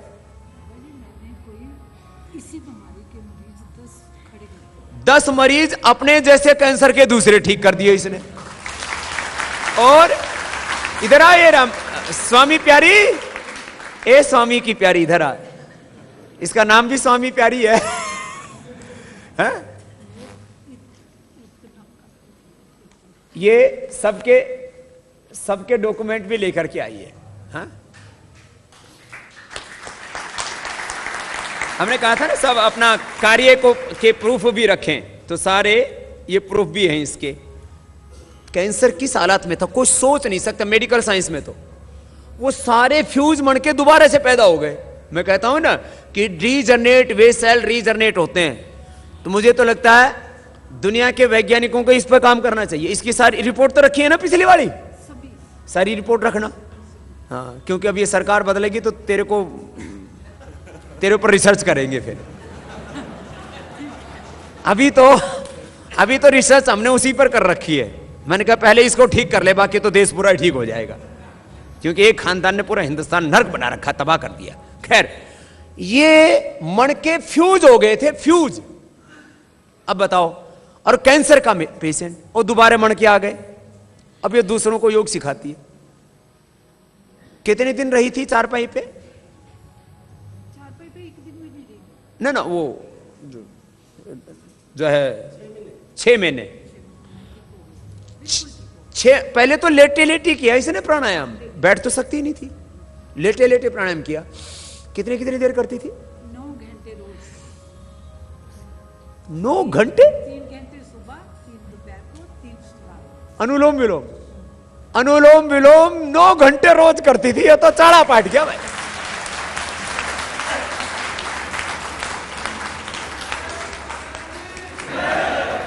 मैंने ना आपकी बात देखनी थी कि ये ठीक है, मैंने इसलिए कोई दवाई नहीं ली। कोई दवाई भी नहीं ली कि बाबा जी कहते हैं कि योग से नया जीवन मिलता है, और 9 महीने में तो नया जीवन मिल जाता है। बाबा जी इतनी इतनी देर कहते हैं, इसने तो लग ही रही। बोला मरना तो है, अनुलोम विलोम करते करते मर गए तो कोई बात नहीं।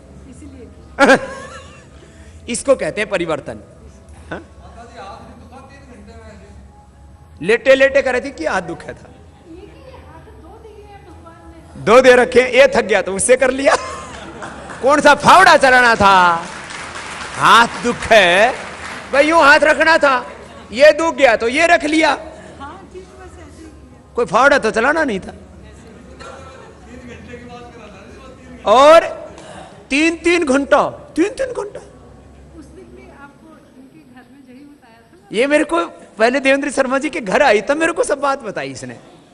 और अब इसके ऊपर तेज ऐसा है जैसे कोई 25 साल की बेटी के ऊपर ग्लो होता है, ऐसा तेज है। ये है नूर योग का। हाँ, फेयर एंड लवली लगाने से तेज नहीं आता, अनुलोम विलोम कपालभाति से आता है। खाना भी एक टाइम खाती, थोड़ा सा खाती। मैं कहता हूं कम खाओ, क्योंकि वो करना होता था कभी कपालभाति, कभी। चलो आशीर्वाद है।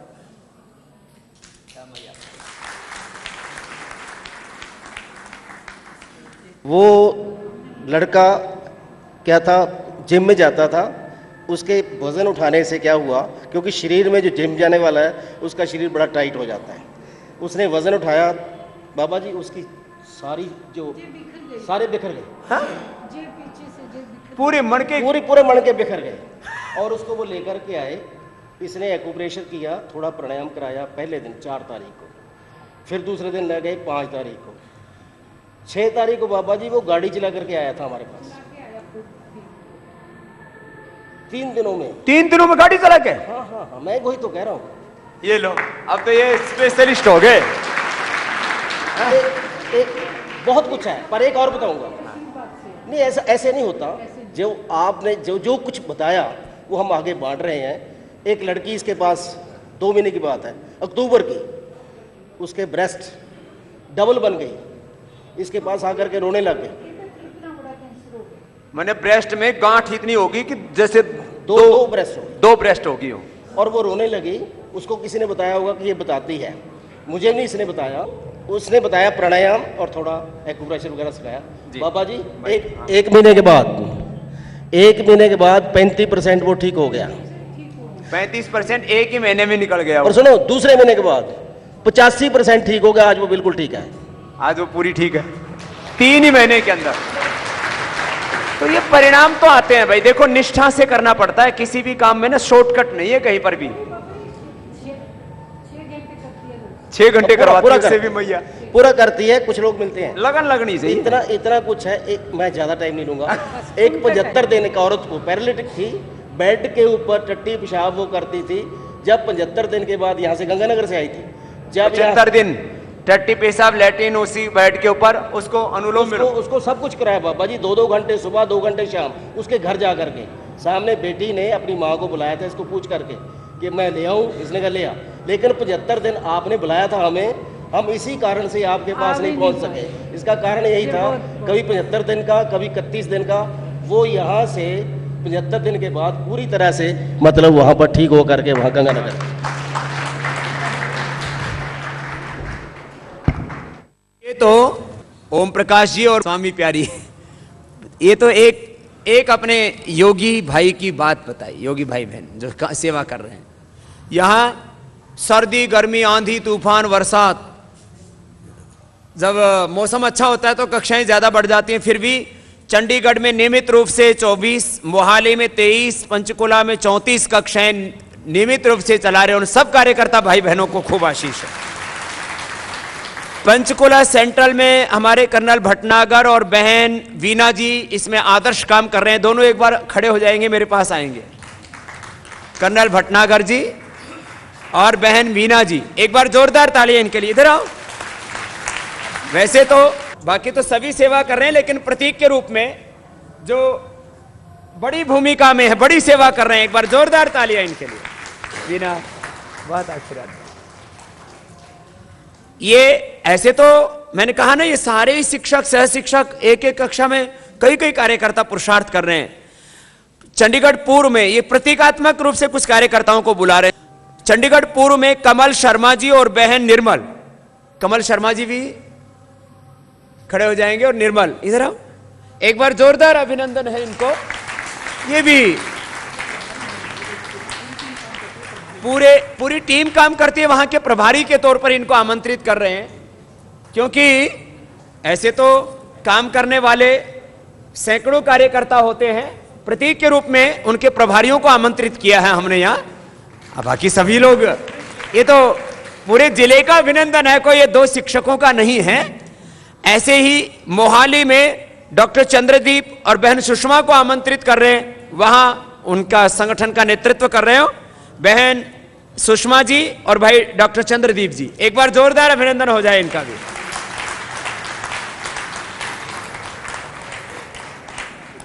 भाई जसवीर जी जो है ये एकदम दीवाने बनकर के काम करते हैं, इनके लिए भी खूब खूब अभिनंदन है सबकी ओर से।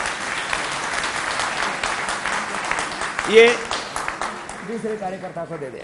हाँ, ये आज अभी पूरे संगठन के निर्देश क्रमशः आपको बताएंगे। उससे पहले संगठन में कुछ बड़ी जिम्मेदारियां, यहां बहुत सुंदर काम चल रहा है, लेकिन उसमें एक और ज्यादा प्रखरता आए, और ज्यादा दिव्यता आए, और ज्यादा विस्तार पाए कार्य। इसलिए भाई लक्ष्मी दत्त जी को केंद्रीय प्रभारी के रूप में हिमाचल, चंडीगढ़ और पंजाब का दायित्व दिया गया है, और वो भी यहां पर है। एक बार सबके ओर से उनका अभिनंदन है। और लक्ष्मी तो इनको सबसे पहले हिमाचल का दायित्व दिया गया, और हिमाचल में जैसे कहते हैं एक आदर्श संगठन, योग की दृष्टि से भी, सेवा की दृष्टि से भी, आंदोलन की दृष्टि से भी 5 इकाइयों को ऐसे खड़ा कर दिया। एक समझदार व्यक्ति होता है ना, तो सैकड़ों हजारों लोग जुड़ जाते हैं, और ऐसे प्यार से काम करते हैं, जोश से, जुनून से, उत्साह से। सकारात्मकता चाहिए, प्रेम, कृतज्ञता, समझदारी, जिम्मेदारी के साथ कि समर्थ गुरु सत्ता का मार्गदर्शन, ज्ञान निष्ठा के धरा पर रहकर के पूरा पुरुषार्थ। यह है काम करने की पद्धति अपनी, कि हम सब निमित्त मात्र हैं, हम सबके माध्यम से गुरु सत्ता और भागवत सत्ता काम कर रही है। तो भाई लक्ष्मी जी, उनको ये एक बड़ा दायित्व यहां पर दिया गया है, और अभी यहां सभी भाई बहुत प्रामाणिकता के साथ काम कर रहे हैं।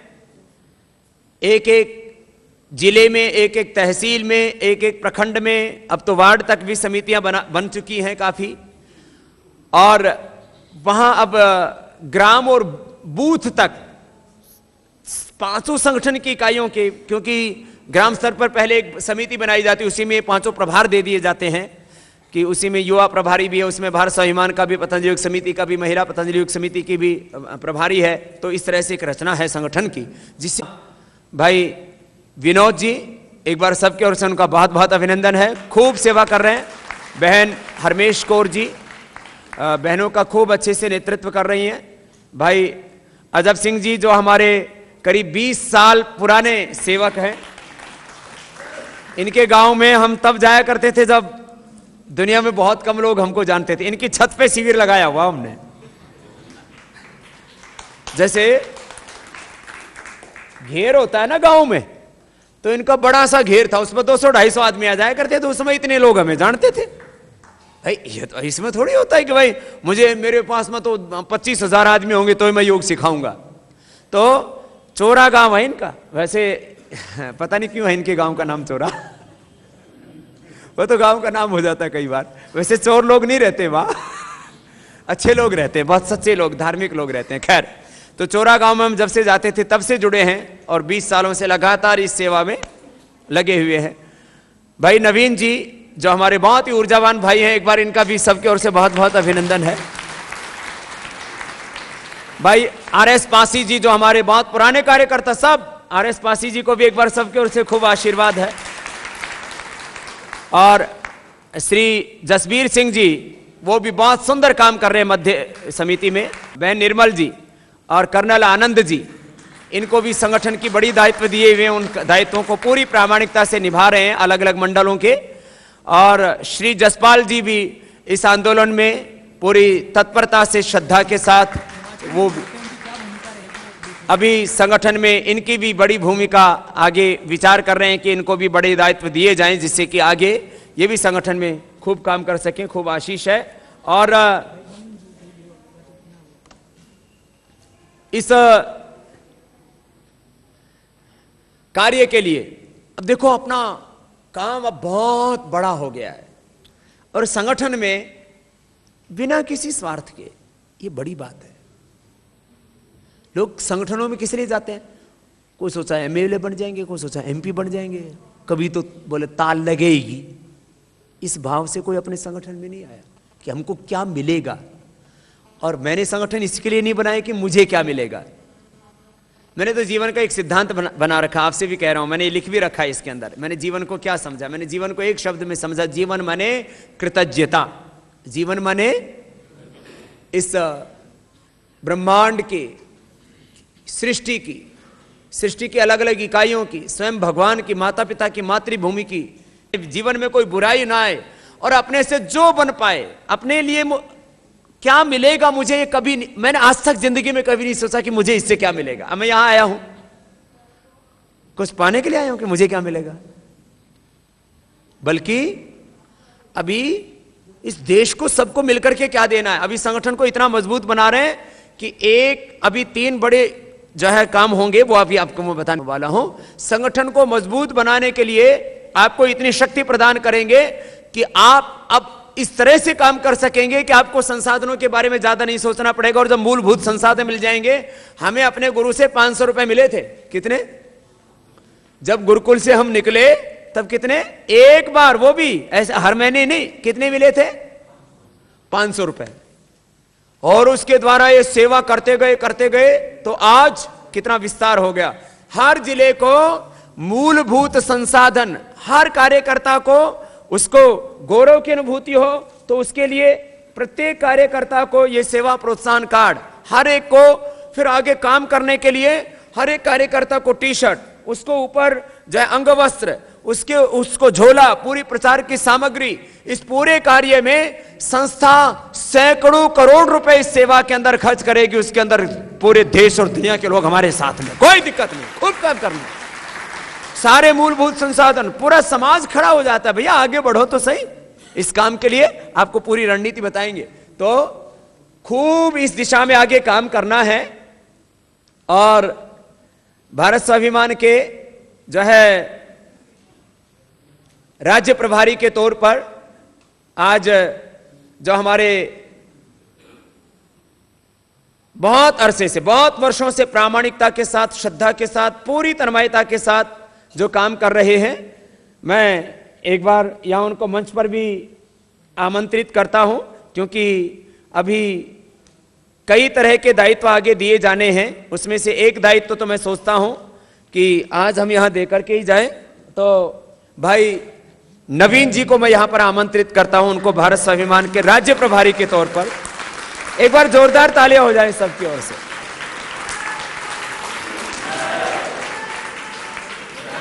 परमिशन लेनी पड़ेगी, धर्मपत्नी भी आई है। क्या नाम है? विमला जी भी, जो इनकी सहधर्मिणी है, मैं उनको भी आमंत्रित करता हूं। वो भी हमारी बहुत ही प्यारी बहन है। एक बार जोरदार अभिनंदन हो जाए उसका भी। और भारत स्वाभिमान कोई राजनीतिक दल नहीं, एक ट्रस्ट है और इसका कोई भी व्यक्ति पूरी प्रामाणिकता के साथ काम कर सकता है, इसको कोई दुनिया में चुनौती नहीं दे सकता। हाँ? तो ये पूरा घर संभालती हैं और ये पूरी सेवा संभालते हैं और दोनों मिलकर के अपने कुल वंश के परिवार के पुण्य बढ़ा रहे हैं। एक बार बहुत बहुत अभिनंदन है इस पूरे परिवार का। देखो, हम पुण्य करते हैं तो उसका फल किसको मिलता है? अपने को, अपने बच्चों को, माता पिता को, पूरे परिवार को अपने पुण्यों का प्रकाश मिलता है। और हमसे कुछ अशुभ होता है तो उसका भी असर सब पर होता है। तो भाई बहनों, ये मैंने हमारे भाई शैलेश जी जो सेवाव्रती के रूप में खूब श्रद्धापूर्वक सेवा दे रहे हैं, उनका भी एक बार सबकी ओर से बहुत बहुत अभिनंदन है। भाई शैलेश ऐसे अपने करीब 500 सेवाव्रती भाई हैं। कितने? ऐसे करीब 500 सेवाव्रती भाई हैं। इनका भी सबके ओर से बहुत बहुत अभिनंदन। भाई अनिल जी जो युवा प्रभारी हैं युवा भारत के का जो संगठन पूरे देश में युवाओं के लिए, तो भाई अनिल जी, इनको भी एक बार सबके ओर से बहुत बहुत आशीष है। और भाई बहनों, मैंने कहा आगे कई बड़े दायित्व जो है इस पूरी प्रक्रिया में आगे निभाए जाने हैं। Deputy director Punjab technical education Shri Vijendra Dhawan ji अपने पिता की स्मृति में वैदिक यज्ञ की पुस्तक उन्होंने तैयार की है, उसको यहाँ सबके बीच में उसको प्रस्तुत करना चाहते हैं, उसका विमोचन चाहते हैं। तो एक बार सबकी ओर से जो है भाई धवन जी को अभिनंदन है। और आर्य समाज सेक्टर 7 की ओर से एक बार सबका अभिनंदन भी एक बार। और अपने भारत स्वाभिमान के लाइफ मेंबर भी हैं, एक बार जोरदार अभिनंदन सबकी ओर से। योग और यज्ञ की हमारी ये वैदिक संस्कृति आगे बढ़ती रहे और पंच महायज्ञ, चतुर्णाश्रम धर्म और 16 संस्कारों की पावनी परंपरा से ही ये भारत ऋषियों का देश बनेगा। इसमें देवत्व प्रतिष्ठापित होगा। इंद्रम वर्धंतो अप्त्रः किण्वन्तो विश्वमार्यम अपघ्नन्तो रावण। खूब खूब आशीष। भाई गगन कंबोज जी हमारे युवा भारत के बहुत ऊर्जावान कार्यकर्ता है, इनको भी एक बार सबके ओर से बहुत बहुत अभिनंदन है। भाई राजीव जी, श्रद्धेय आचार्य बागशन जी आदि के सबके चित्र हाथ से बना के लाए हैं। ये तो एक एक जिले में सब कार्यकर्ता खूब अच्छे से काम कर रहे हैं। भाई सुरन सिंह वालिया जी, लाल सिंह जी और अजेंद्र हुड्डा जी, चंद्रमोहन मोहिनी आनंद, रामफल जी और धनराज जी, एक बार खड़े हो जाएंगे, एक बार खड़े हो जाएंगे। एक बार सबके ओर से इनका बहुत बहुत अभिनंदन है। जल्दी आ जाएंगे। देखो ऐसे ये तो प्रतीक के रूप में कुछ कार्यकर्ताओं को हमने आमंत्रित किया, बाकी सभी कार्यकर्ता बहुत श्रद्धा और प्रामाणिकता के साथ इस अनुष्ठान में लगे हैं। मैं भाई देवेंद्र शर्मा जी यहाँ पर हैं, मैं चाहूँगा वो भी 2 शब्द यहाँ सबके बीच में कहें। भाई देवेंद्र शर्मा जी ने कृषि के क्षेत्र में तो बहुत बड़ा कार्य देश में किया ही है। भाई देवेंद्र शर्मा जी जो हमारे बहुत ही प्रामाणिक, ऊर्जावान और बहुत ही विवेकशील, गंभीर हमारे ऐसे भारत स्वाभिमान के स्तंभ हैं जो इस राष्ट्र के निर्माण में एक बहुत बड़ी भूमिका निभा रहे हैं और आगे भी हमारे देश की नीतियां ऐसी हों जिससे कि जो देश के जो मूल शक्ति है किसान, उनके जीवन में खुशहाली आए, उसके लिए भी वो बहुत चिंतन मंथन करते रहते हैं। भारतीय राजनीति में भारतीय कृषि व्यवस्था नहीं है, स्वदेशी कुदरती कृषि व्यवस्था नहीं है, भारतीय अर्थव्यवस्था नहीं है, पता नहीं कहाँ कहाँ के मॉडल ला करके देश के ऊपर थोप देते हैं। तो उसमें यह जो स्वदेशी की जो बात है उसको प्रामाणिक तौर पर आधुनिक लोगों में पूरी आधुनिकता और वैज्ञानिकता के साथ वो रखते हैं। तो मैं भाई देवेंद्र जी का एक बार सबकी ओर से बहुत बहुत अभिनंदन करता हूँ और चाहता हूँ कि वो कुछ पल के लिए कुछ प्रासंगिक बात। आदरणीय स्वामी जी और भाई और बहनों, आप सबका अभिनंदन। स्वामी जी की बातें जब हम सुनते हैं तो प्रेरणा तो मिलती ही है, और उस प्रेरणा में थोड़े 2-3 चीज़ें मैं उसमें जोड़ना चाहता हूं आज आपके सामने। आज सुबह जो बात हुई अर्थशास्त्र की, जिसको स्वामी जी कहते हैं अनर्थशास्त्र, उसका मैं पहले तो एक आपके सामने चित्रण दूंगा। और दूसरी बात स्वामी जी ने कही थी कि जब चीन भारत में 80 किलोमीटर आ जाता है तो देश को चिंता होती है कि चीन इतनी दूर आ चुका है। उसके बारे में भी हम दूसरा देखते हैं कि आजकल हो क्या रहा है देश में। कुछ महीने पहले रुपया लुढ़कना शुरू हुआ। आप सब जानते हैं कि डॉलर के प्रति रुपया जो है वो गिरता गया। स्टॉक एक्सचेंज में, स्टॉक मार्केट में एकदम उछाल आया और नीचे गिरना शुरू हो गया। उसके साथ देश का जो है करंट अकाउंट डेफिसिट को कहते हैं बढ़ गया। ये सब बातें हुई। उस समय ये कहा गया कि अमेरिका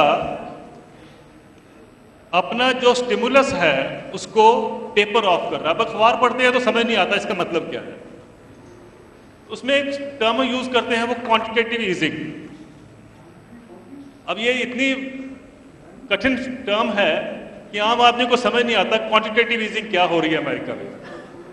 फिर कहा जाता है कि साहब ये सरकार अमेरिका की जो है वो हर साल हर महीने 85 बिलियन डॉलर के बॉन्ड जो है वो इन्वेस्ट कर रही है।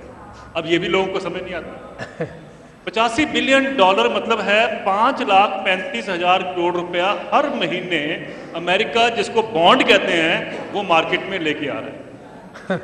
5,35,000 करोड़ रुपया, ये क्या भला है? ये बॉन्ड क्या होते हैं गवर्नमेंट के? इसको कहते हैं ट्रेजरी बॉन्ड। एक तो मैंने कहा क्वांटिटेटिव ईजिंग, उसके अंदर उन्होंने कहा बॉन्ड। तो आम जनता को बिल्कुल समझ नहीं आता कि ये क्या हो क्या रहा है। हम ये समझते हैं कि कुछ ऐसा चक्र चल रहा है जिसके करके हमें भारत को मजबूती जो नहीं मिल रही है, या हम उसके सक्षम नहीं है, या हम उसके बराबर नहीं खड़े हो सकते। मैंने जब ये पहली बार स्वामी जी टेलीविजन पे कहा कि क्वांटिटेटिव ईजिंग का मतलब क्या है, तो जो एंकर मेरे से सवाल पूछ रही थी उस समय तो चुप रही, लेकिन जैसे ही वो ब्रेक होती है, ब्रेक में मेरे से पूछती है, सर ये आपने ठीक कहा था कि गलत कहा था? पूछा मेरे से सवाल, मैंने जवाब दिया। मैंने ये कहा कि अमेरिका पिछले 15 महीने में नोट छाप रहा है, जिसको क्वांटिटेटिव ईजिंग कहते हैं। उनकी हालत इकोनॉमिक इतनी खराब हो गई तो उन्होंने उसको ठीक करने के लिए नोट छापने शुरू कर दिए। डॉलर प्रिंटिंग हो रही है, जिसको इकोनॉमिक टर्म्स में क्वांटिटेटिव ईजिंग कहते हैं, जो ना आपको समझ आती है, ना हमें समझ आती है, और ना ही हमारे देश के पॉलिसी मेकर्स को समझ आती है। हम ये सब मान रहे हैं कि कोई बहुत बड़ा काम हो रहा है अमेरिका में। अमेरिका कुछ नहीं कर रहा, नोट छाप रहा है। वो डॉलर छाप रहा है, और वो डॉलर छाप के वो मार्केट में डॉलर फेंक रहा है। वो डॉलर जो है वो भारत में आते हैं, हमारे स्टॉक मार्केट में लगते हैं, तो हमारे स्टॉक मार्केट बढ़ जाती है। हम कहते हैं कि देश में ग्रोथ हो रही है, देश में प्रगति हो रही है, लेकिन वो इसलिए हो रही है क्योंकि वहाँ का जो नोट छप रहे हैं वो हमारे देश में आके इन्वेस्ट हो रहे हैं, तो हमें लगता है कि देश की ग्रोथ हो रही है। अगर 5,35,000 करोड़ रुपया दुनिया में वो जो सारा इन्वेस्ट हो रहा है, स्पेशली 3 देशों में हो रहा है, ब्राज़ील, भारत और साउथ अफ्रीका में, तो तीनों की जो इकॉनमी है आज ऐसी लड़खड़ाई हुई है कि जैसे ही वो पैसा वापस जाएगा तो वो सारे के सारे धराशायी हो जाएंगे। अब ये कहा जा रहा है कि भाई जनवरी से वो 10 बिलियन डॉलर कम छापना शुरू करेंगे। 10 बिलियन डॉलर मतलब हुआ 60,000 करोड़ रुपया वो कम नोट छापेंगे। उससे पहले ही कहते हैं ना, वहाँ अगर थोड़ा सा उनको जुकाम होता है तो यहाँ पर छींक आनी शुरू हो जाती है। तो भारत में सारी इकॉनमी में अभी से छींक आनी शुरू हो गई है कि वो 60,000 करोड़ रुपये जो कम छापेंगे वो, और वो उसका भारत में क्या असर पड़ेगा। समझना हमें ये है कि एक देश दुनिया की सारी अर्थव्यवस्था को गड़बड़ा रहा है सिर्फ इसलिए क्योंकि वो नोट छापे, और जिसको हम लोग यहाँ पर जिस भाषा में कहते हैं क्वांटिटेटिव ईजिंग। तो ये जो एक भाषा का चक्र है, ये भी हमें समझना है। भाषा जो है ये बड़ी विचित्र भाषा जो यूज की जाती है। अगर तो गरीब आदमी को कुछ खाद्यान्न देने हैं, फूड सिक्योरिटी देनी है, राशन देना है, तो उसको हम कहते हैं सब्सिडी। जब आप अमीर आदमी को देते हो पैसा उसको इन्वेस्ट करने के लिए, तो कहते हैं ये इंसेंटिव है। यानी वो सब्सिडी आपके लिए होगी, वो बुरा शब्द है। सब कहा जाता है कि साहब ये पेट्रोल की कीमतों में सब्सिडी मिलती है, ये हटा लो ताकि महंगे हो जाएं। कहा जाता है कि साहब खाद्यान्न जो है उसमें सब्सिडी मिलती है, उसको हटा लो, सब्सिडी जरूरत नहीं है तो महंगे हो जाएं। बस के किराए बढ़ रहे हैं, एलपीजी के किराए बढ़ रहे हैं, इसलिए बढ़ रहे हैं क्योंकि सब्सिडी हटानी है। सब्सिडी गरीबों से हटाते हैं तो सब लोग देश में कहते हैं कि बहुत अच्छी बात हो रही है, इनको ये डिजर्व नहीं करते, वेस्टफुल एक्सपेंडिचर है। लेकिन जब वो अमीरों को देते हैं तो सब कहते हैं कि ये तो ग्रोथ के लिए है, इसकी बहुत ज़रूरत है देश को, और ये इसको हमें समझना है कि ये कैसे ये हमारी अर्थव्यवस्था को ये खराब कर रहे हैं। मुझे लगता है कि अगर अमेरिका में नोट छापने से ही सारी इकोनॉमी चलती है तो भारत को क्या, ये जो लोग हमारी सारी वहाँ से हमारी सोच आती है, तो हम भारत में क्यों ना नोट छापना शुरू कर दें। अगर अमेरिका में नोट छापने ठीक हैं तो भारत में नोट छापने क्यों गलत हैं, ये हमें सवाल खड़ा करना चाहिए कहीं ना कहीं, क्योंकि हम समझते नहीं हैं, हमने कभी इस बात को उठाया नहीं, तो इसमें देश में कभी चर्चा नहीं हुई। और मैं जानता हूं कि अगर स्वामी जी एक बार इस बात को उठाएंगे तो सबके कान जो हैं वो खड़े होते हैं और सरकारें भी चर्चा करती हैं उसकी। दूसरी बात स्वामी जी जो आपने कही है, ये बहुत अहम विषय है कि चीन जब भारत में आता है तो सब देश में चिंता होती है, अखबारों में, टेलीविजन पे आप देखते हैं लाखों लोग, हमारे पास तकरीबन भारत में 14 लाख लोग हैं फौज में, उसमें से लाखों लोग जो हैं वो चाइना के बॉर्डर पे आप जब जानते हैं तैनात हैं, इसलिए तैनात हैं कि भाई 1 इंच भी जमीन आपको चाइना को नहीं देंगे। ये समझ नहीं आता कि एक तरफ तो आप सारी जो आपका बॉर्डर है चाइना के साथ, उसके ऊपर जो लोग खड़े हैं, जो फौजी तैनात हैं, उनको तो आप कह रहे हैं कि एक इंच के लिए आपको अपनी जान देनी है, ये वो देते हैं, लेकिन आप यहाँ उनको बुला रहे हैं। हरियाणा का एक मंडल अभी गया चाइना में, और चाइना से एक शिष्टमंडल भारत में आया। हरियाणा में गोहाना में 6000 एकड़ जमीन दिखाई गई है चाइना के लोगों को, आप खरीदिए और यहाँ पर अपना काम शुरू करें। हरियाणा में 500 एकड़ और जगह दिखाई गई है, यूपी में 500 एकड़ दिखाई गई है, महाराष्ट्र में दिखाई गई है, गुजरात में दिखाई गई है, तमिलनाडु में दिखाई गई है। यानी चाइना को इनवाइट किया जा रहा है कि आप हमारे यहाँ के ज़मीन खरीदिए।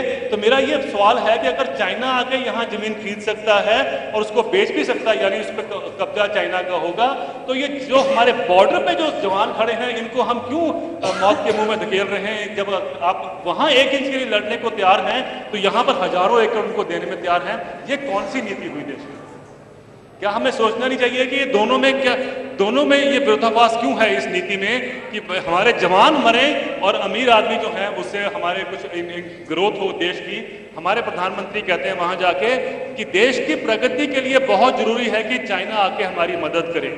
और पिछले 9 साल की नीतियां अगर हम देखें तो रिजल्ट ये हुआ है कि जितने आज इंपोर्ट आ रहे हैं भारत में, आयात जो हो रहा है, उसमें से तकरीबन 55% जो आयात है वो चाइना से हो रहा है। अपने तो हमने मैन्युफैक्चरिंग सेक्टर खत्म कर दिया, अब वो चाइना भी आके यहाँ मैन्युफैक्चरिंग करेगा और फिर अपने एक्सपोर्ट करेगा। किसके हित में होगा ये, कौन से देश के हित में है, ये हमें समझने की जरूरत है। मुझे लगता है कि अगर ये 2-3 बातें हम समझ जाते हैं तो देश के लिए इस समय बहुत बड़ा ये सवाल है। और स्पेशली जबकि हम अभी नए इलेक्शन के उसमें दौर में जाएंगे तो उसमें ये दोनों मुद्दे उठ के बहुत जोर से आने चाहिए। और इस आशा के साथ कि मुझे मालूम है कि स्वामी जी हमारी बात को आगे लेके जाएंगे और कम से कम जब ये बात को उठाएंगे तो देश सुनता है, देश उस पर चर्चा करता है और देश उस पर अमल भी करता है। बहुत बहुत धन्यवाद। भाई देवेंद्र जी ने अर्थव्यवस्था का जो शब्द जाल है और उसमें जो गांव गरीब और मजदूर, गांव गरीब मजदूर किसान को ऊपर उठाने वाली नीतियां नहीं बनाए तो बोले तो देश बर्बाद हो जाएगा। और अमीर आदमी को हजारों लाखों करोड़, वो तो एक तो बोला ही नहीं जो हमेशा ही बोलते हैं, हर साल 5 लाख करोड़ रुपए की सब्सिडी देते हैं इन अमीरों को। कितने की? 5 लाख करोड़। उसके ऊपर कभी भी आपने सुना कोई बहस?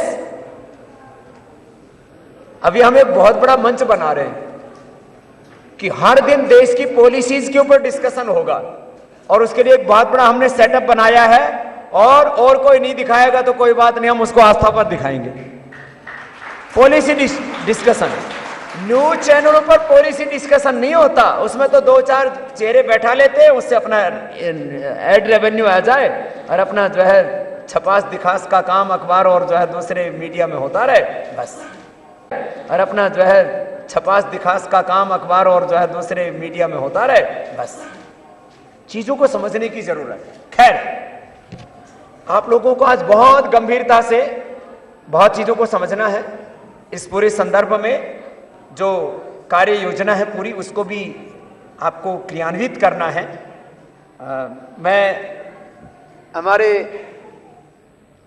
मैंने कहा प्रशासनिक सेवा में भी उन्होंने जहां पर भी उनकी नियुक्ति रही है वहां पर एक आदर्श कायम किया है और मन में बहुत ऊंची भावना है। करीब 1 दशक से उनका हमारा प्रेम है। कुंवर विजय प्रताप सिंह जी, एक बार उनका भी सबकी ओर से बहुत बहुत अभिनंदन है। पूरी प्रामाणिकता, जिसको देशभक्ति और ईमानदारी कहते हैं, वो खून में है, लेकिन विनम्रता भी उतनी। वो अपनी ईमानदारी का, अपनी देशभक्ति का जो है प्रदर्शन नहीं करते, लेकिन काम इतनी प्रामाणिकता से करते हैं कि पूरे पंजाब के लोग उनके चरित्र से और उनके आदर्शों से प्रेरणा लेते हैं। मैं कुंवर विजय प्रताप जी से कहूंगा 2 शब्द आप भी मार्गदर्शन के लिए सबके लिए कहेंगे। एक बार सबके ओर से बहुत बहुत अभिनंदन।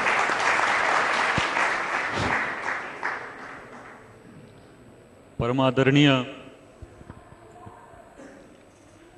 स्वामी रामदेव जी महाराज, मेरे साथ मंच पर विराजमान अतिथिगण, मेरे समक्ष उपस्थित माताओं, बहनों, भाइयों, हम सबका परम सौभाग्य है कि हमें स्वामी जी का मार्गदर्शन सतत प्राप्त होता है।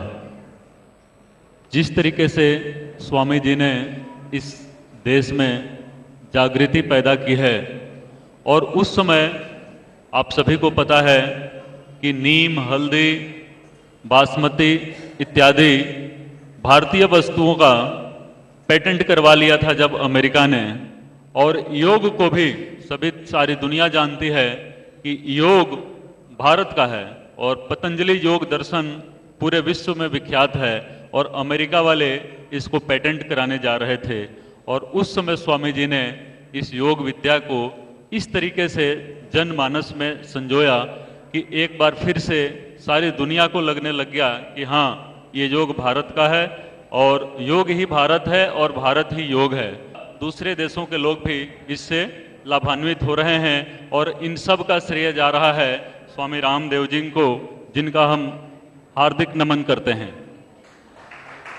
आज मैं समझता हूं कि पुलिस की सेवा एक बहुत अच्छी सेवा है और यही सोच करके मैं आया था। मैं आईपीएस को फर्स्ट चॉइस दिया, मुझे आईपीएस मिला और मुझे पंजाब कैडर अलॉट हुआ, और हमने जिस दिन से नौकरी ज्वाइन की उसी दिन से काम करना शुरू किया।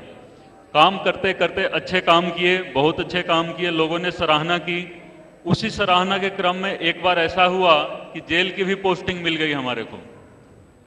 जेल की पोस्टिंग नॉर्मली आईपीएस अफसर को आईजी और एडीजीपी बनने के बाद मिलती है, लेकिन एसपी रैंक में हमारे को जेल की पोस्टिंग मिल गई और मुझे लगने लगा कि ये तो मतलब मेरे साथ अन्याय हुआ है। उस समय स्वामी रामदेव जी से सहयोग मांगा। हमने पूरे जेल में योग विद्या को इतना प्रचारित किया कि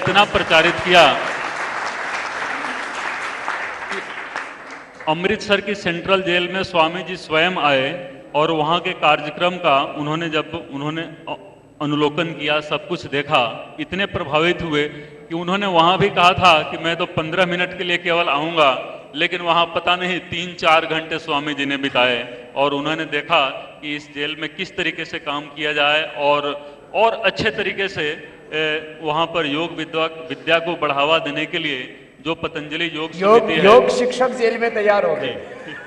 तो पतंजलि योग समिति की जो स्थानीय इकाई थी उनको उन्होंने लगा दिया कि जो जेल में जितना अधिक से अधिक हो सके जेल सुधार किया जाए।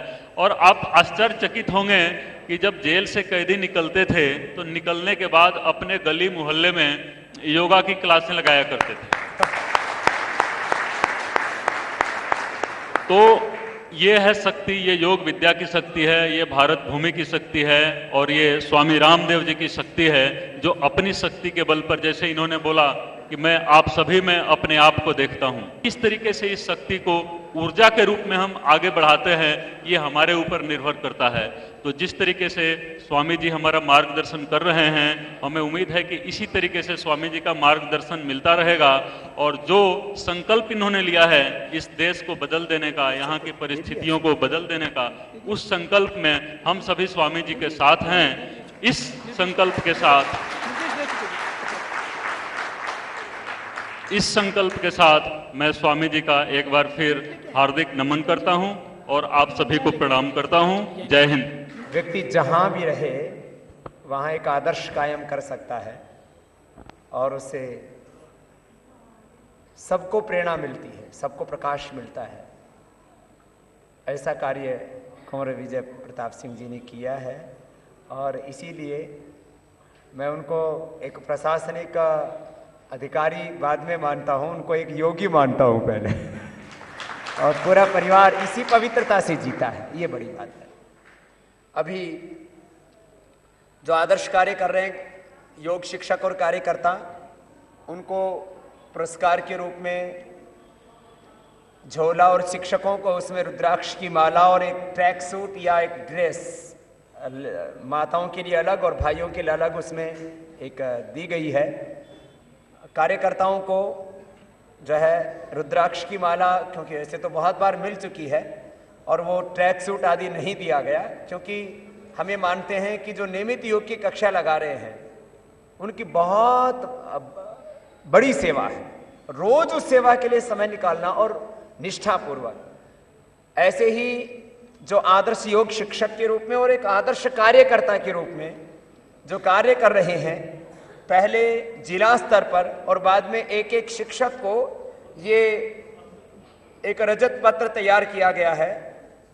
शायद हिंदुस्तान में पहली बार किसी सामाजिक और आध्यात्मिक संस्था के द्वारा अपने कार्यकर्ताओं को इस तरह का रजत पत्र दिया जाएगा, क्योंकि अभी तक लोग ताम्र पत्र और कांस्य पत्र इस तरह के हुआ करते थे, लेकिन बहुत जल्दी ही आपको पतंजलि योगपीठ आमंत्रित करके ये जो सक्रिय कार्यकर्ता, बहुत ही प्रामाणिक कार्यकर्ता और योग शिक्षक हैं, उनको ये सम्मान हरिद्वार में दिया जाएगा। ये तो कार्यकर्ताओं की थोड़ी सी बात की मैंने।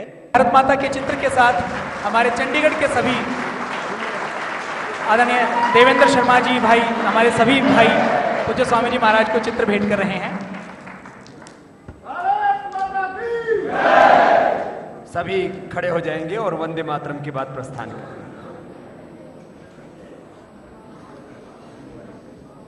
वंदे मातरम, वंदे मातरम, सुजलाम सुफलाम मलयज शीतलाम सहस्य श्यामलाम मातरम, वंदे मातरम, शुभ्रज्योत्सनां पुलकितयामिनीं फुल्लकुसुमिता द्रुमदलशोभिनीं सुहासिनीं सुमधुरभाषिणीं सुखदां वरदां मातरं, वन्दे मातरं, वन्दे मातरं, वन्दे मातरम। बोल भारत माता की, वंदे मातरम, इंकलाब।